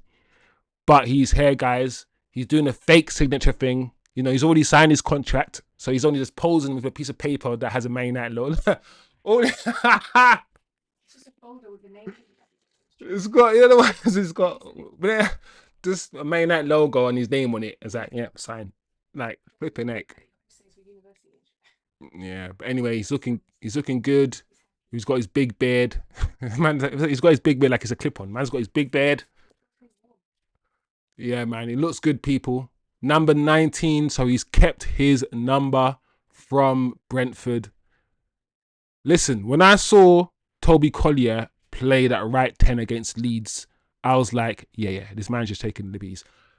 Clearly, this manager is playing Toby Collier there because he's proven a point that he doesn't have a right 10 and he wants the Mbeumo deal done. So hopefully on Saturday, on Sunday, when we play, who we playing, guys? West Ham? One of these teams. We got a game on Sunday, and you know the watch along will be here, guys. So please tune in to the watch along. I expect him to start. He signed today. It's official. He'll start training tomorrow, Tuesday. He's gonna have 4 days of training. That's enough. I want that. Listen, don't waste our time, people. Let's do Cunha and Mbeumo. Start the both of them, and I want to see Xerxes up front. Don't fuck about now. Let's not do that. Let's not piss off my chat. Yeah. People want to see this shit. Anyway, that's my guy, man. Bruno. I mean, Mbeumo is finally here, people. So yeah, we could talk about Mbeumo again. What do you guys want to talk about him? But anyway, Milton, what's Milton saying? By the way, I wanted to ask, Pogba at his peak, he bossed the midfield, right? What was the difference between Pogba and Bruno now? Milton, you don't want to get me involved in this conversation because I'm not Bruno's biggest fan. And I do not like the way, that people used Bruno as a stick to beat Pogba with. Like when Bruno... No, I don't like about the Pogba assessment, how people assess Pogba's time here. I don't like the absolutes. I don't like failure or success. I'm like, hold a second. Just my monologue before about playing for Manchester United in the most toxic period in their history, that monologue when I was saying it's hard to do that, applies not just to Rasford, it applies to Pogba, Matic, it applies to many of the players that came before. It does. Pogba, the problem with Pogba, is that he was so good at everything that our expectation of Pogba was higher than most other players in the squad. We wanted Pogba from a defensive midfield double pivot to get 10 assists, and if he didn't get 10 assists, then he's not as good as De Bruyne. If he didn't get 10 tackles and 10 interceptions, then he's not as good as Kante. You know when you box someone in, you know when you're like, he's not as good as this guy, he's not as good as that guy, and we kept closing the box in on Pogba. When he plays DM, he doesn't get enough goals, so play him further forward. When we play him further forward, it was like, he doesn't get back quick enough. He's too lazy. Nothing Pogba did was good enough. I remember one season, you know, the Oli season, the season that Oli took over from Jose, when Pogba and Martial, bruv, together, those two, the synergy those two had was crazy. Crazy. We went like 10 games, 10-game winning streak when Oli took over. And Pogba was doing the stupidest stuff, bro. Like, the disrespect Pogba got at this football club is absolutely insane. And to see how people worship Bruno Fernandes for getting stats. There's Pogba who will give you good 90-minute performances. Not all the time. Yes, Pogba was inconsistent. But like I said, he was as inconsistent as the whole team was. He was as inconsistent as the club was. Yeah? He was absolutely immense. Short passing, long passing. He's basically the footballer that we need in the midfield right now at his prime. The ability to drive forward, the ability to dribble with the ball. He could do everything. Bruno can't dribble with the ball. Bruno can't beat a man one-on-one. Bruno's not going to nutmeg somebody. Like, Bruno's game is very limited. He can't shoot as well as Pogba can. He can't pass as well as Pogba can. But yet, the rhetoric, around Bruno from the fan base is that he's the best thing ever since sliced bread. One thing I understand about football people is that rhetoric, is more important than facts. If the media and the fan base develop a rhetoric, i.e., this player's lazy, this player's this player's that, if they can develop a rhetoric that sticks, that bypasses facts. Because no matter what that player does, the rhetoric will be, he's lazy, and that will be more important than any fact. Pogba was misused when he was here, and every minute, we're going to get players to play around Pogba. No, we didn't. Like, the Paul Pogba time at Man United, we're going to look back at that time. After all these 15th place finishes, after all of this negativity, we're going to look back at that time, and I'm telling you, we're going to look back at that time in fondness. When Pogba almost single-handedly won us the Europa League. When he was part of the team that won the FA Cup. When he was part of the team that won the Carling Cup. He won trophies when he was here. So, we're going to look back at these times and we're going to wish we had these players. We're going to wish. And time's a healer. The Pogba hate, a lot of it was racial.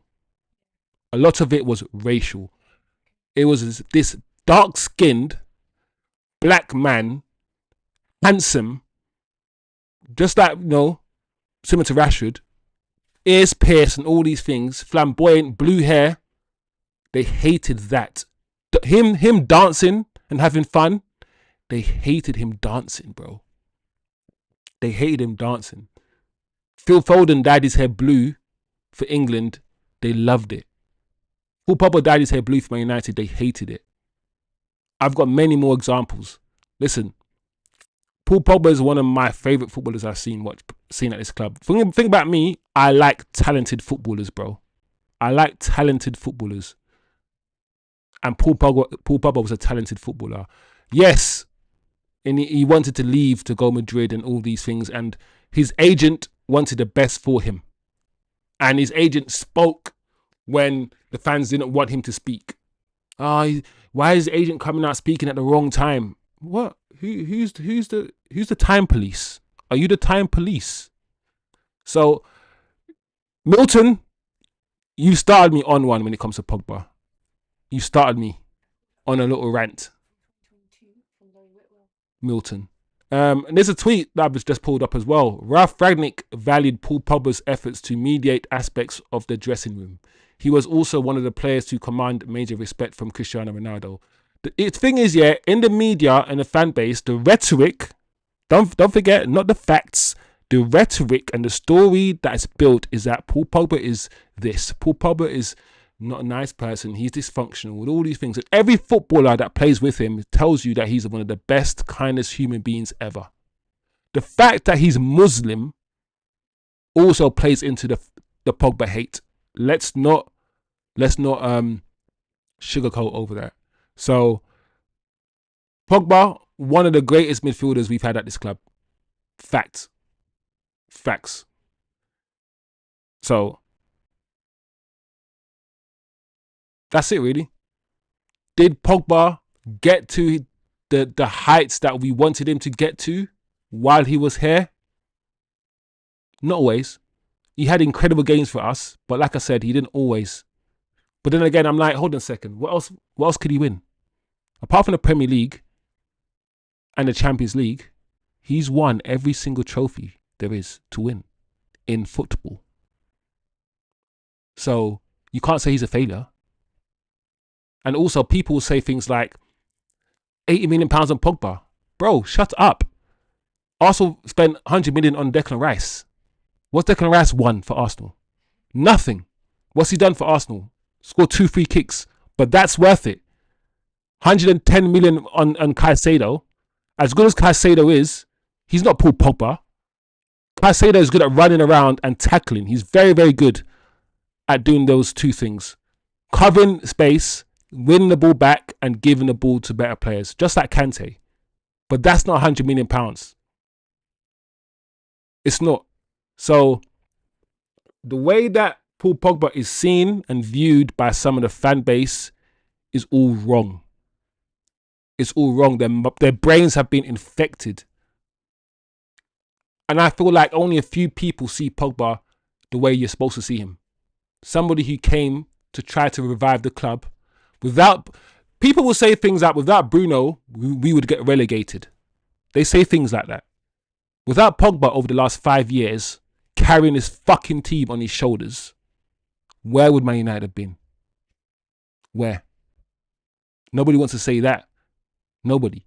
So, I know, Milton, that is not really the question you asked me, but you started me on a rant, bro, and I had to finish. I'm sorry. Milton says Pogba must have covered more ground. Bro, the lazy Pogba comments, yeah, when people said Pogba was lazy, my response, Milton, was always, show me the running stats. Show me the running stats. Oh, no running stats? So where does the idea of him lazy come from? Anyway, most players who have played in the club in the last 10 years have not done enough, not even close. They have all under-delivered. British Bulldog.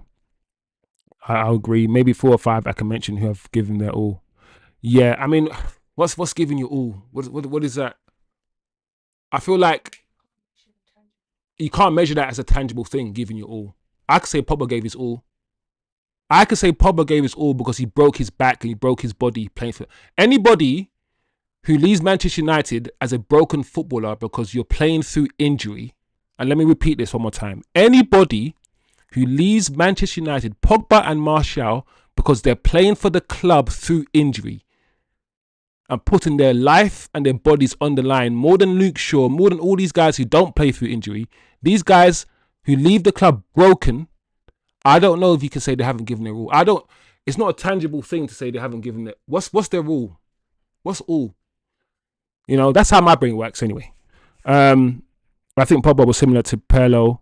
You're missing a big thing. The agent was a big problem, caused problems. Yeah, but then I feel like all Raiola did was say Pogba wanted to leave. Just like any agent and wants to get... I understand what British Bulldog is saying. But I feel like the media made Raiola the problem. The media wanted to report everything that Raiola did. You know when the media makes someone a problem by reporting on that person all the time and telling you everything that person's doing. And then you're like, this person's a problem. And I'm like, bro, you know the media don't need to report every day on Pogba. They don't need to do that. And because Pogba was our Rasford at the time, right? He was our marquee guy. He's the most famous footballer. Every media outlet wanted to report on Pogba every time. So you had Pogba's name every day, every second in the news because he sold papers. And these guys' jobs, the media's job is to sell papers based on your feelings. Their job, yeah, is to make you either love somebody or hate somebody. That's literally their job. And if you're hating Pogba and it's not football related, it means they've won. They've managed to garner a feeling, garner an emotion out of you by printing stories constantly about a footballer. And I see that stuff from a mile away. So I tend not to pay attention to that stuff, you know. But Pogba could create from nothing. They all been bobbins. Bobbins. British Bulldog, yeah, is going to get bobbins over, you know. I swear I'm going to start saying bobbins soon. This guy, I'm going to start saying bobbins soon. Watch. De Gea, agree with Martial. Pogba even disagree, but that's all good. Yeah, British Bulldog disagrees, but it's all good, like you said. Playing through injury risk. Yeah, man, how many times did you see this guy come on a pitch with a broken ankle for Ollie and then have to be subbed straight off because he couldn't play? And then the same fan base will be like, he doesn't love Man United. He doesn't love Man United. I'm like, what? What are you talking about? I think the British people have a different relationship with love and appreciation. They want to see it, because in how Martial is, Martial doesn't smile. Martial doesn't really react to anything, and they hated the fact that he wasn't expressive. Remember, he was like, why is he always so glum? Why is he always so moody? And I'm like, bro, as a black man who wasn't born here, I'm like, listen, leave people faces alone. Not everyone reacts the same to everything. Not everyone runs around, does a slide tackle and pumps the air. You know when you do a slide tackle and then you do, yeah, come on, and then the crowd, yay! That stuff will endear you to the British fans, that kind of thing. And if you're not that sort of player, if you're a bit more reserved, like Martial's a very reserved footballer, they're not gonna like you. They're not gonna like you. So that's what it is. I've seen this stuff already. Anyway, back to the topic at hand. Brian and Bomba Clark. He's there walking. What a photo, man. It's a good photo, you know. Brian Mbeumo's small, you know. This guy's not tall. I mean, and we knew he wasn't tall, but how tall is he? What, 5'8"? He's a small guy. But yeah, man, he's here. What am I expecting from Brian? What are you guys expecting from Brian Mbeumo?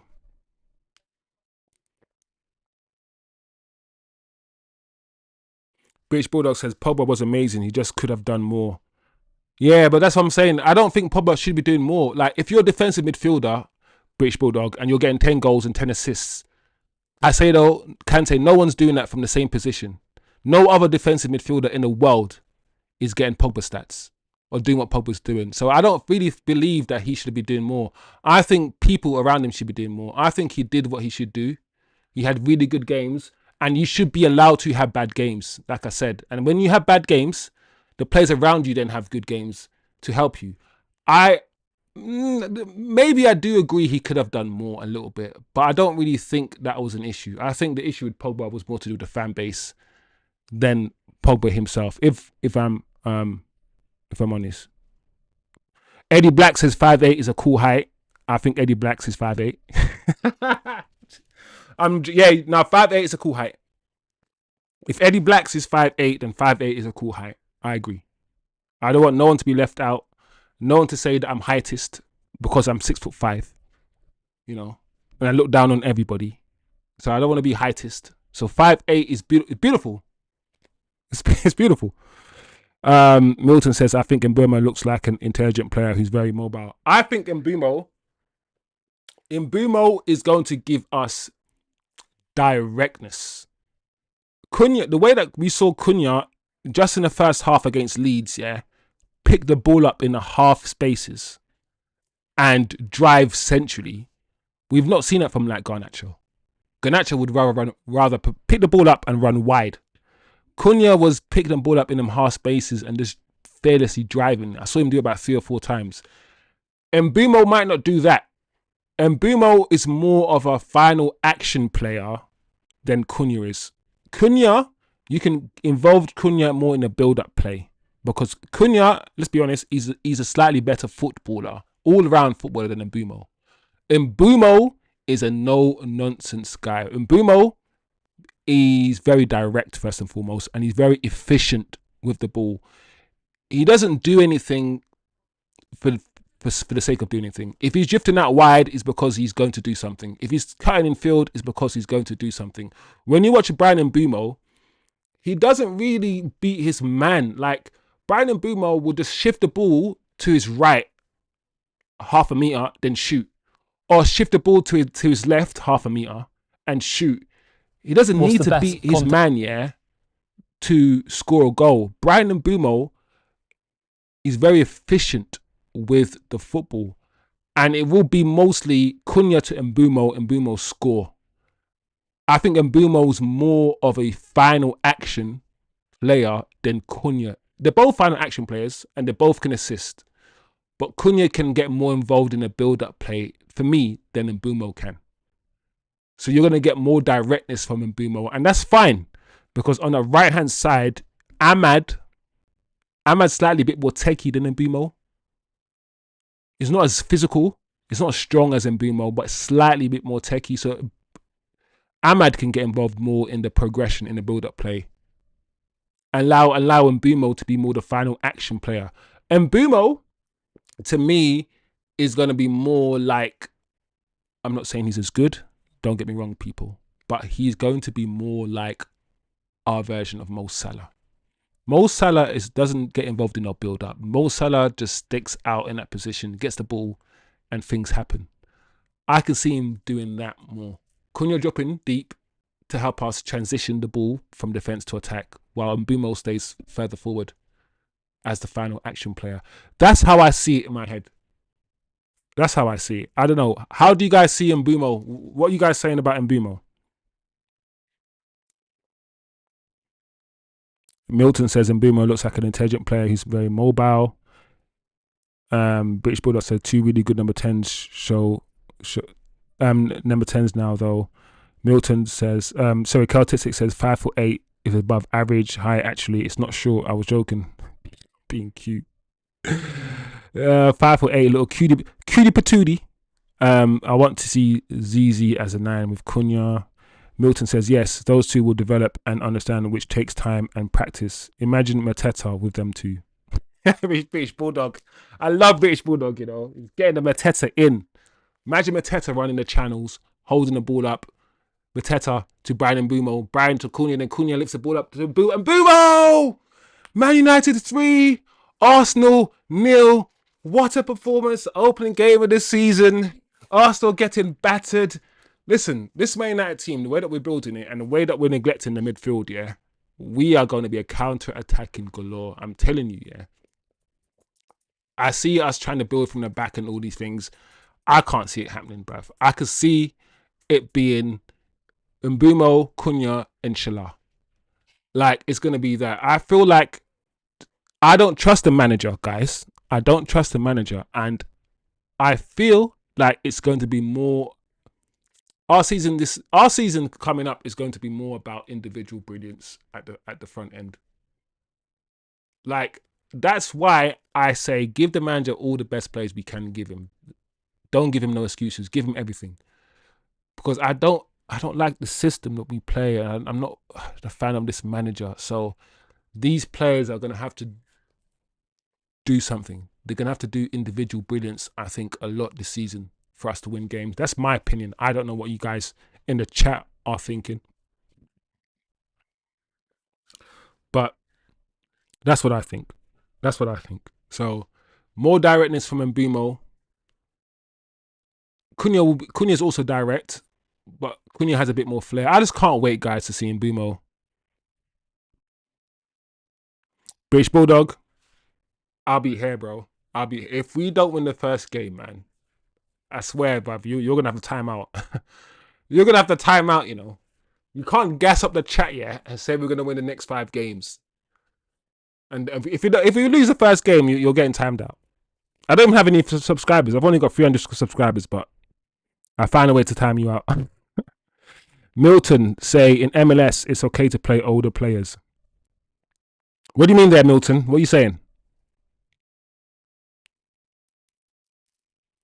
It's okay to play older players. What are you referring to, Milton? But what do you mean?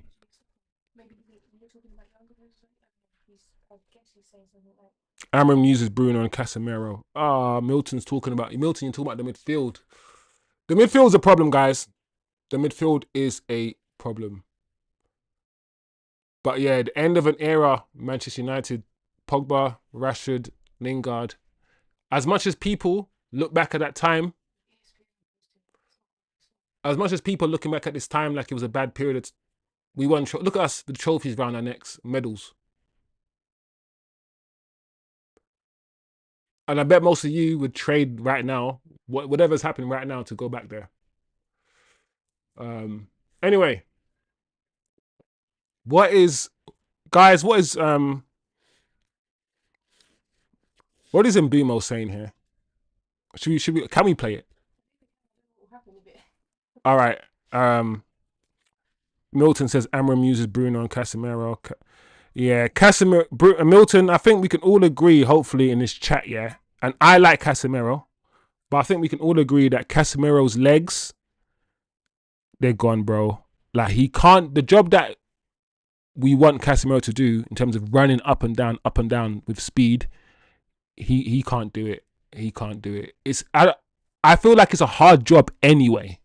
I feel like most midfielders will find that double pivot that Amorim plays a hard job, personally. But it's very difficult for Casemiro, especially playing next to Bruno.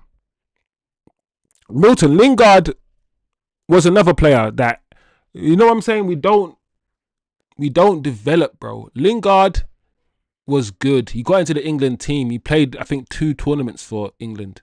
He was a good player, and now look where he's playing. He's playing where, in Korea or somewhere. It's just funny, man. It's just funny. Anyway, this video. Let's watch this video for a second, people. I don't know where we found What's this video. What's the best content to go in a sandwich? But this is funny. Sandwich. What is it? You can explain what you said to people that understand. He just was asked, what is the best content in a sandwich? And he said, sandwich. French don't use sandwiches.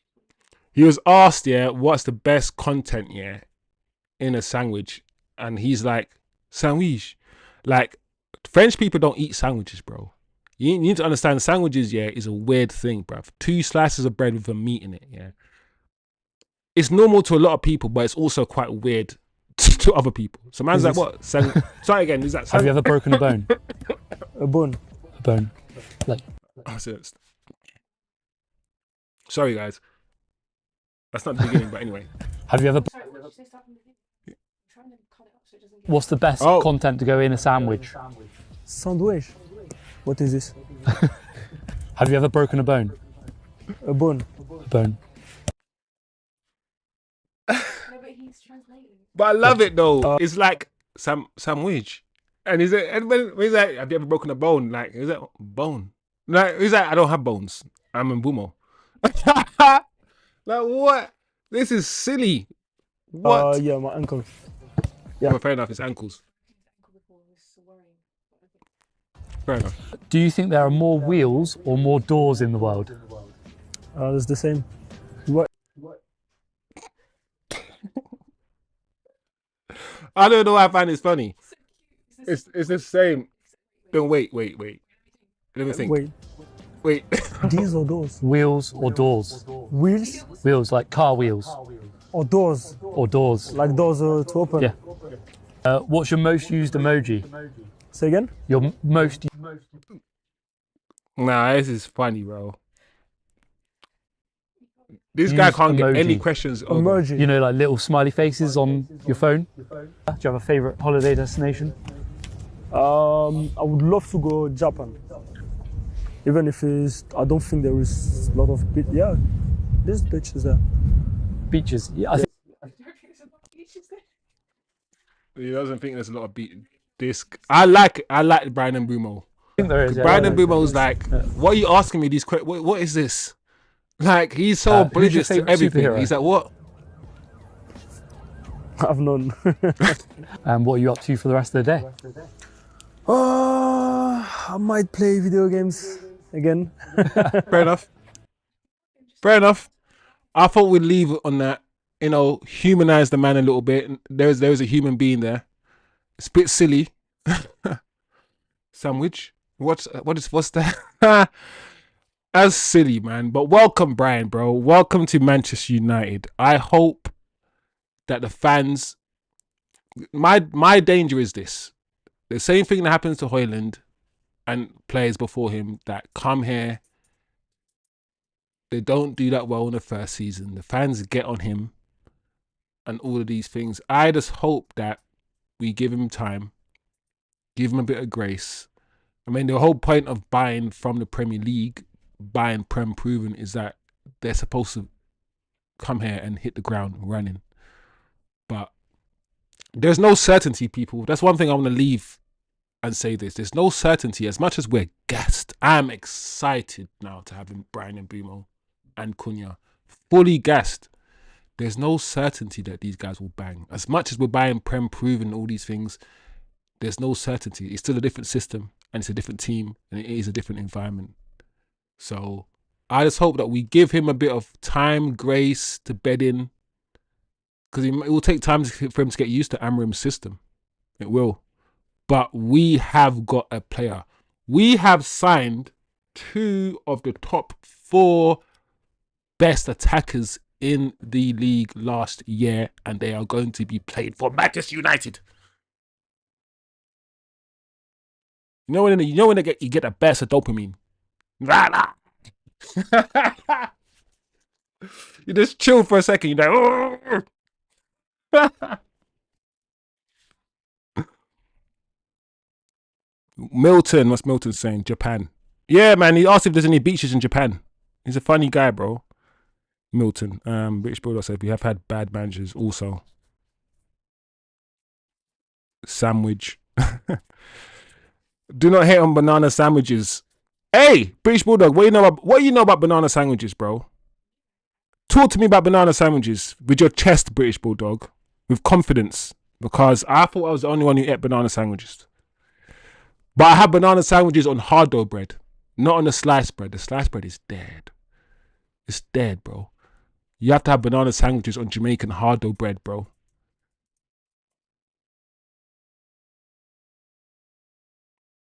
Yeah, beaches. Oh, that's what you thought he said, but yeah, beaches. Yeah. Let's cut it. Like the sound of him. He's fun. He will get on well with edibles. Welcome and Brian. Nice one. Yeah, British Bulldog. Wish they give him proper. Is it 19 the same number he had at Brentford? I feel like he wanted that number because he wanted 19 because 19 is his Brentford number. New club, same number. Yeah, new club, same number. Yes, just telling join the chat. 1 + 9 = 10. Cultistic. Milton says, to his credit, he never gave up on the transfer himself. No, he wanted. We're lucky, yeah. Let's talk about how lucky also we are that we finished 15th. And yes, Man United are our big club and all these things. But the fact that he still wanted and only wanted Man United, and other clubs who finished higher than us, came in for him. And he's like, no, I only want Man United. We're lucky, bro. Because Newcastle went in for him. Tottenham went in for him. Arsenal were sniffing around. Other clubs were in for him. And he said no. So, there we go. Anyway, I know everything. No butter or it's not real. British Bulldog said no butter in your banana sandwiches, British Bulldog. No butter. All right. Okay. I can do banana sandwiches with no butter. I can do it. I don't prefer it, but I can do banana sandwiches with no butter. But you're creeping into some voodoo shit now, British Bulldog. If you're not trying to have butter on your banana sandwiches, bro, you might have to go to hell with that one.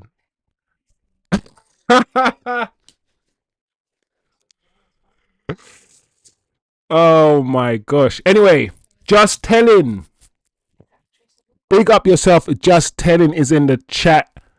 Everybody, big up Just telling for coming in the chat. Smash a like on your way in. He's like, Manchester United needs a goalkeeper and a striker on urgent basis. I agree, Just telling. I agree.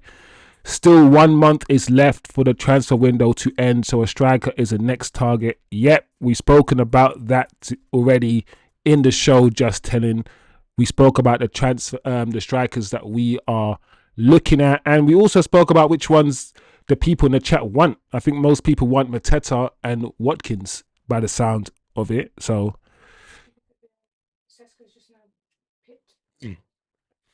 Wilcox taking a picture. I'll do it first.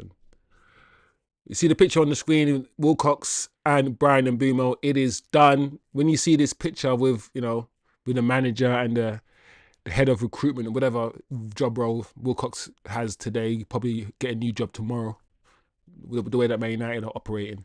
But Brian and Bumo, as soon as I knew there was a chance to join Manchester United, I had to take the opportunity to sign for the club of my dreams.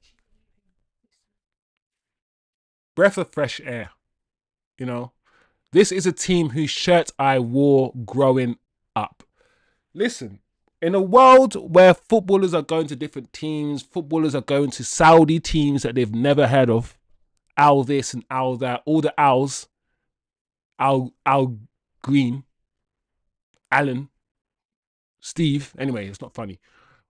Where players are going to whatever team they need to go to for money, there are always players there who look at football romantically. Look at football like a job. Get your money, get paid. Cool. Most people look at their jobs the same way. I've got no beef with you. But some people look at football romantically, and he decided to make not a logical decision, because nobody makes a logical decision right now to play for Man United who finished 15th. That's an emotional decision. You grew up watching Man United. You love Man United, and therefore you want to play for them. Beautiful. Beautiful. I love that. As fans, that's what we want to hear. Even if you didn't say these things and suck up to us and make us feel all warm and jelly inside, we will still love you, Brian. But you're saying the right things, and a certain fan base are going to love to hear that stuff. Well done, bro. Well done. I can't wait to see you in that shirt, man. Can't wait to see you in that shirt. I'm Ronaldo. No, put it up. It's Muslim right hand. So I was excited. This is funny. This is funny. This is stupid, but it's funny. Nah, it's funny because it's true, bro. Our whole right hand side, yeah, is Allah and Muhammad. Our whole right hand side is Islam. Yes. Cool. As long as you guys play well and score, I don't care. You could be Hindu with all I like. You could be Christian. You could be atheist. You could be 7-day Adventist. You could be Buddhist even. I don't care. I don't care. As long as you score. As long as you play well. Inshallah. Oh man, that's funny. Anyway, guys, I think that's it, people. I think that's it. It's quite a long show today. Flipping heck. Over 2 hours. But, and I always plan to go gym. And I'm looking at the times after 9. And I'm like, should I go gym, people? Should I be a lazy little git? Should I be a lazy little fucker and not go to the gym? And get a big belly? I don't know. I don't know what I should do right now. It's after 9. I don't know. But yeah, there you are, guys. Game on Sunday or on Saturday night. We will be live for that match. Hopefully we'll get more news. I think even though Man United are letting it out that we're after a striker and we want to get one, I wouldn't be surprised that our next signing is actually that goalkeeper or a goalkeeper. I wouldn't be surprised, guys. So let's stay tuned for that. I think most of us want a new goalkeeper anyway. So, and a new striker. Milton, no. It's Gym Group, unfortunately. I say unfortunately because I know the Gym Group is that it's a proper like jack of all trades standard gym. And he doesn't have hell of features and, you know, facilities, to be honest. And I'm not gonna lie, yeah, I've been at this gym, yeah, my current gym, for a very short space of time, yeah, and already I've had stuff stolen from the gym. I left my shit in the lockers, yeah, and somebody went into the lockers and took my... Who steals gym equipment, bro?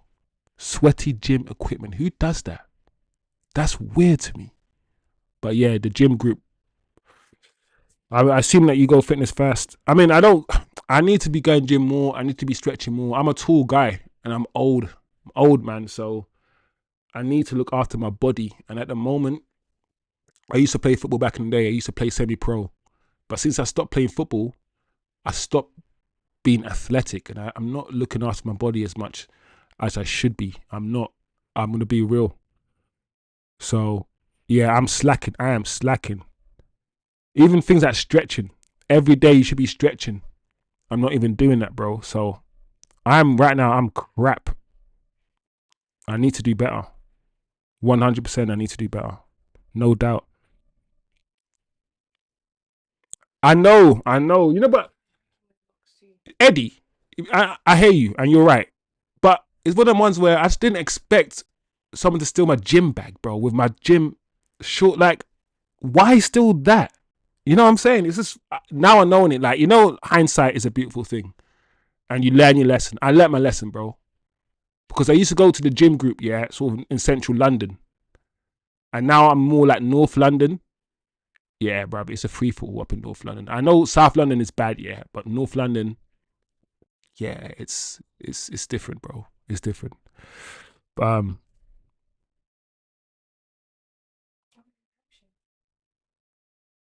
You need to look after your man. Also, cake can do that. Cake and cookies. British Bulldog's a bad influence, you know, I swear down. I'm talking about fitness, man. I know, but you need to look after your mind. Cake and cookies will help. That's what I've been doing, bro. That's the problem. Too much cake and cookies. You want some milk and cookies? You guys need to watch what's that stand-up comedy? Who's that stand-up comedian, man? Milk and cookies. Who died? Bernie Mac. You guys need to watch the Bernie Mac stand-up comedy where he does the whole milk and cookies and his grandkids. That is so funny. You need to watch that. But Milton's in South Hampshire. Oh, okay. Hampshire is nice. Well, I'm in sort of Edgware. I'm sort of Edgware, proper North London sides now. So I went from South London to North London. So that's where I'm at the moment, people. Don't stalk me. No, I'll kill you before you kill me. I'm joking. I'm only joking. Anyway, people, it's been lovely, man. Let me see what else the chat is saying. Kunyan and Bumo, man. It's exciting. Now that we got it over the line, guys. Now that it's here, don't let nobody tell you can't be excited. I know the season we had was crap, yeah, and we finished 15th. Don't let nobody say you can't get excited.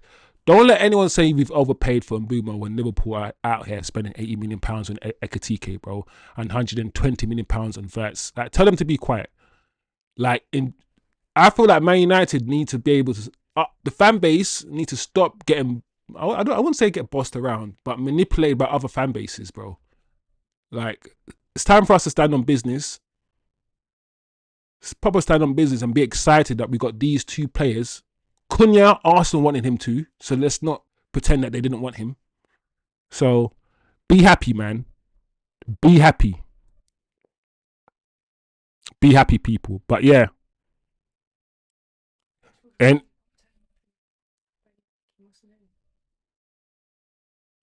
British Bulldog knows about Bernie Mac. Milton says any drink that's green is probably healthy.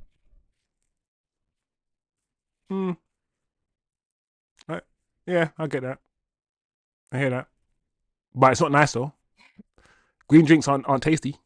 Imagine drinking some pea drink, green peas drink. Green peas as a drink. Nah, man, that's evil.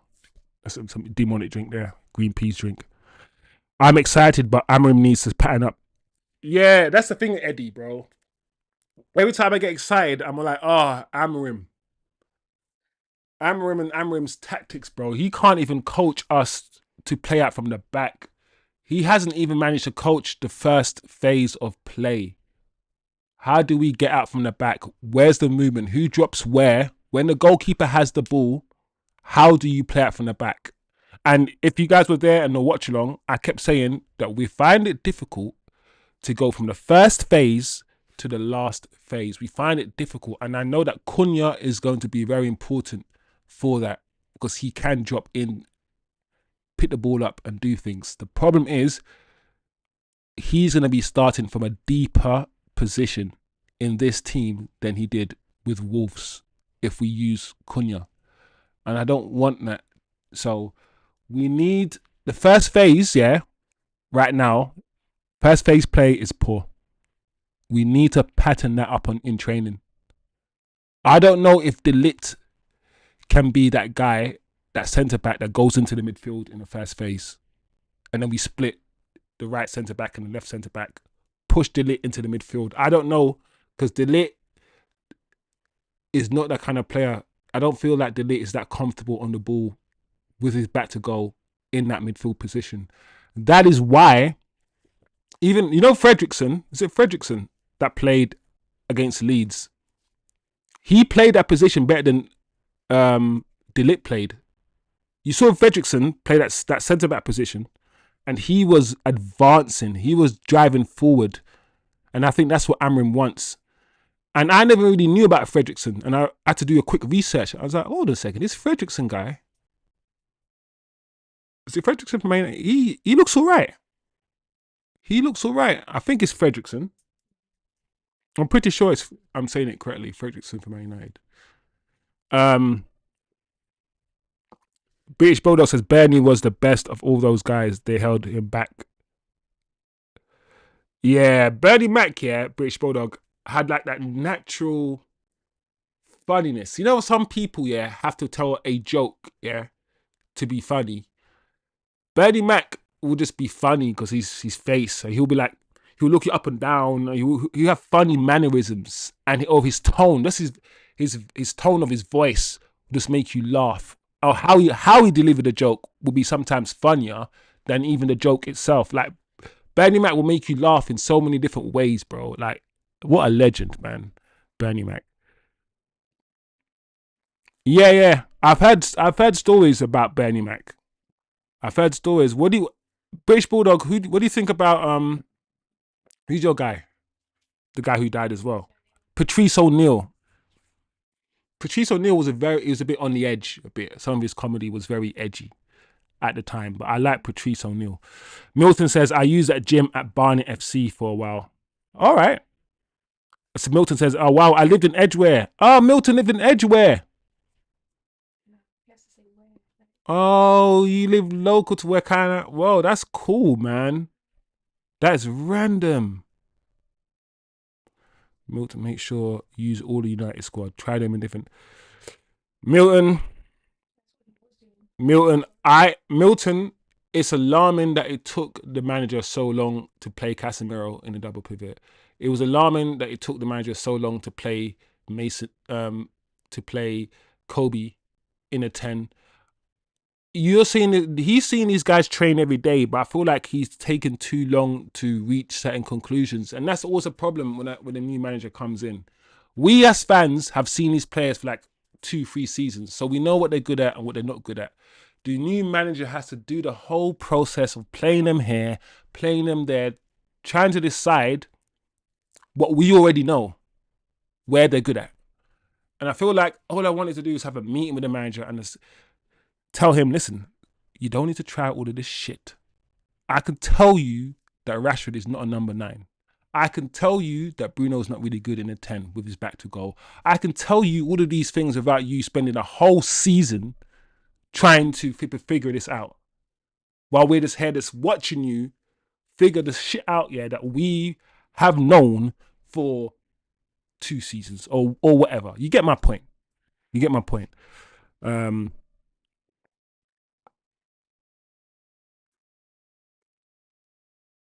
But British Bulldog, even the films that Bernie Mac was in, bruv, he always stole the show. Even things like Life with Eddie Murphy and Martin Lawrence, yeah.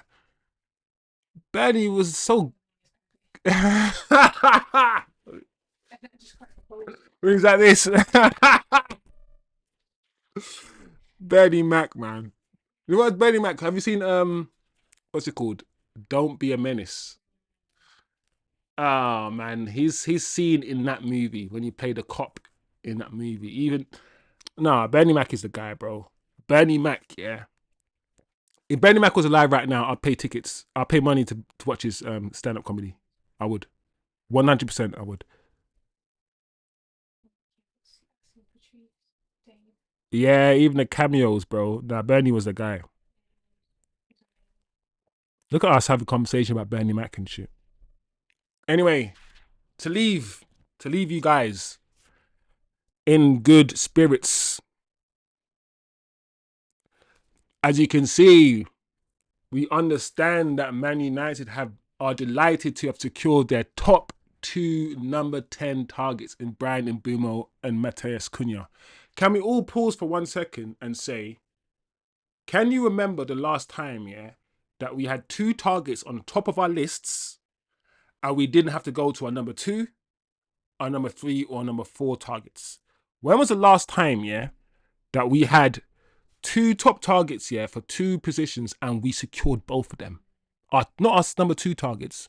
Not Højlund is a 3rd choice and we only can get Højlund. Like, all our top targets, bro. In both positions. If this manager can't get goals out of these 2 players who we've seen score goals for Wolves and Brentford, if this manager can't get these guys to score, get him the fuck out. Like, I'm close to being Amram out anyway. I'm giving him one more year because I want to see him with his own players. But if he can't get these guys to play at least some decent kind of football with these 2 guys who we've seen ball out for so-called lesser clubs, something is serious. Something is seriously wrong. But we've secured our top targets for both positions. Yes, our first 2 or maybe 3 striker targets we haven't secured. But at least we've secured these 2. So, Mbeumo never wavered from his desire to join Man United. 65 plus 6, we know that already, viewed as a fair fee on all sides. Bonuses triggered by both team and individual performances, which is good. I think the bonus will be team finishing in top 6, top 4, him getting goals or setting assists, which is, in my opinion, fair. Fair targets.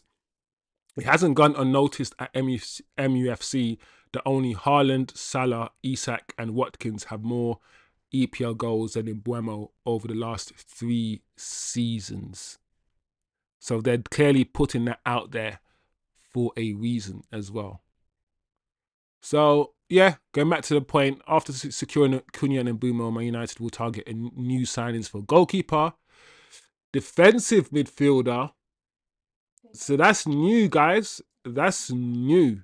So let me repeat. This is new coming out from David Ornstein. Now it is goalkeeper, defensive midfielder, and striker. And there's all 3 of them. All 3 of them. And that's what we want in people. We have been screaming in this chat that do not neglect the midfield. Do not neglect the midfield. And now a defensive midfielder is on the list. Richard Rios has gone to Benfica, people. That deal is complete. So you can cross him off the list.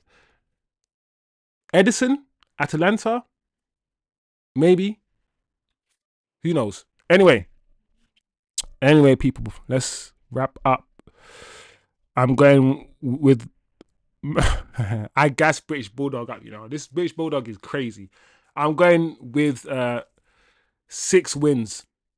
It's the first 6 wins, British Bulldog. He says, British Bulldog, I can't even speak properly. He says we will win the first 6 games. Whatever British Bulldog is smoking, he needs to come here and smoke it with me. British Bulldog, whatever you're smoking, it's not fair. You got to share it. You got to share it.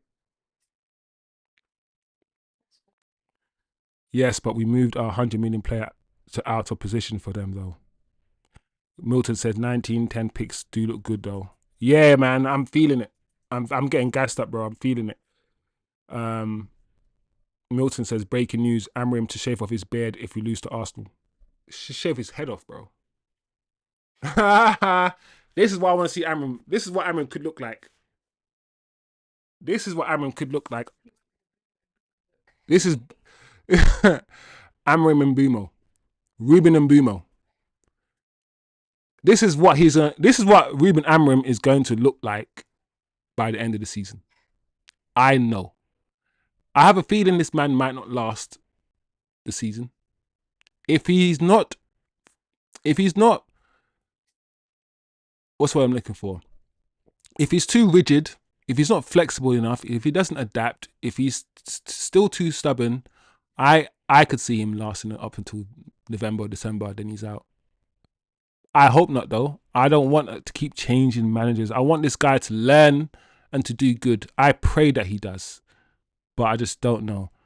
By the end of the season, if we have a bad season, this is what Ruben's gonna look like.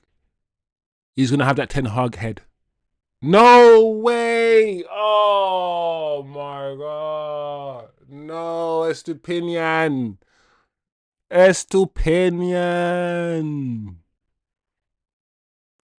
Estupinizo. He's gone to AC Milan, guys. It's okay. It's okay. But look at the fee, people. 17 million euros plus 2 million. That's 90. Listen, this is what fucking pisses me off, people. I know for a fact, if we went in for Estupinian, I wanted Estupinian. I want to make that clear. I wanted him. Right? But we got Dorgu and Diego Leon. I don't know the club wants to get a third left wing back. But I wanted this guy. And I know if we went in for him and we went to Brighton, Brighton would have probably wanted 35 million euros. They would have done something crazy. I can't believe this guy's gone for 90 million euros. It is what it is. Bro, AI is frightening, bro. AI is more than scary. But yeah, I agree, British Bulldog. This would have been at least... I hate that shit, you know. I can't stand that.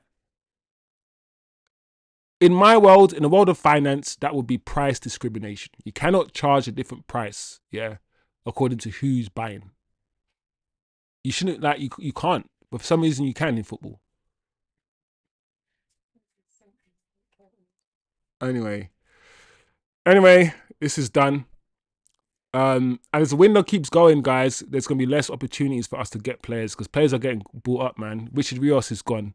All these players are going, man. So it is what it is. I like Dorgu. I know some of you are already on Dorgu's back. Man's only been here like 3 months. I feel like Dorgu, once again, if we could develop players, he will be all right. But I don't know because Dorgu's end product, his crossing and his shooting is a problem. But I've seen players with worse crossing and worse shooting get better with development. I think Dorgu will be all right for us. However, I still wanted Estupinian because I wanted Estupinian to be the main left wing back and for Dorgu, 20-year-old Dorgu, to be the understudy. I don't like the whole bringing these 19, 20-year-olds and thrust them into the team. I don't know that. I don't know. But yeah, guys. Yeah, people. I think we'll end on that note. It's been a good show. 6 stream. It's gone on for a long time. I can probably keep going. But, you know, time is of the essence. And I respect other people's time. And I'm still new to this whole thing. So, you know. Also, I'm trying to get shows. I'm trying to get other people on the channel. So hopefully in the next few weeks, I will get someone to do a regular show. Someone to jump on. Split screen like you do. And for us to chop it up as well. So I'm trying different things. Trying to help the channel grow. I think this is a good channel. I think we have very good football opinions on this channel. I think the conversations and, you know, are good. We know ball. I know enough of you guys now in the chat, spoken to you, that we all know ball here on this channel. And that's what I want. A community that just knows ball, talks ball, doesn't agree. Look at me and British Bulldog don't always agree, but we have jokes, bro. We have bants. And that's what it's all about, man. Have fun, man. Like, as serious as we take this football thing, it's still only football. It's still only football. You know? So big up your damn selves in the chat once again, all of you. It's been a pleasure to have conversations with all of you. British Bulldog, you know what time it is already. British Bulldog. Eddie, Milton, you know. TK weren't in the chat today, but we'll let him off. He's allowed a day off. Just telling all the new guys in the chat, make sure you subscribe. I'll be here hopefully again tomorrow. Hopefully we'll have more news for us to dissect, for us to talk about, have debates about, disagree. about and keep it moving. So big up yourselves, people. It's been lovely. It's been a pleasure. And yeah, hopefully more news tomorrow. Hopefully we sign this goalkeeper. If we can do like a signing every 2 weeks, yeah, because we wouldn't. How long we have left? 5-6 weeks. That's not long, and we need at least 3 players. So let's do it, guys. I mean, big up yourselves. Have a good day. Enjoy the rest of your evening, and I will see everyone in the chat.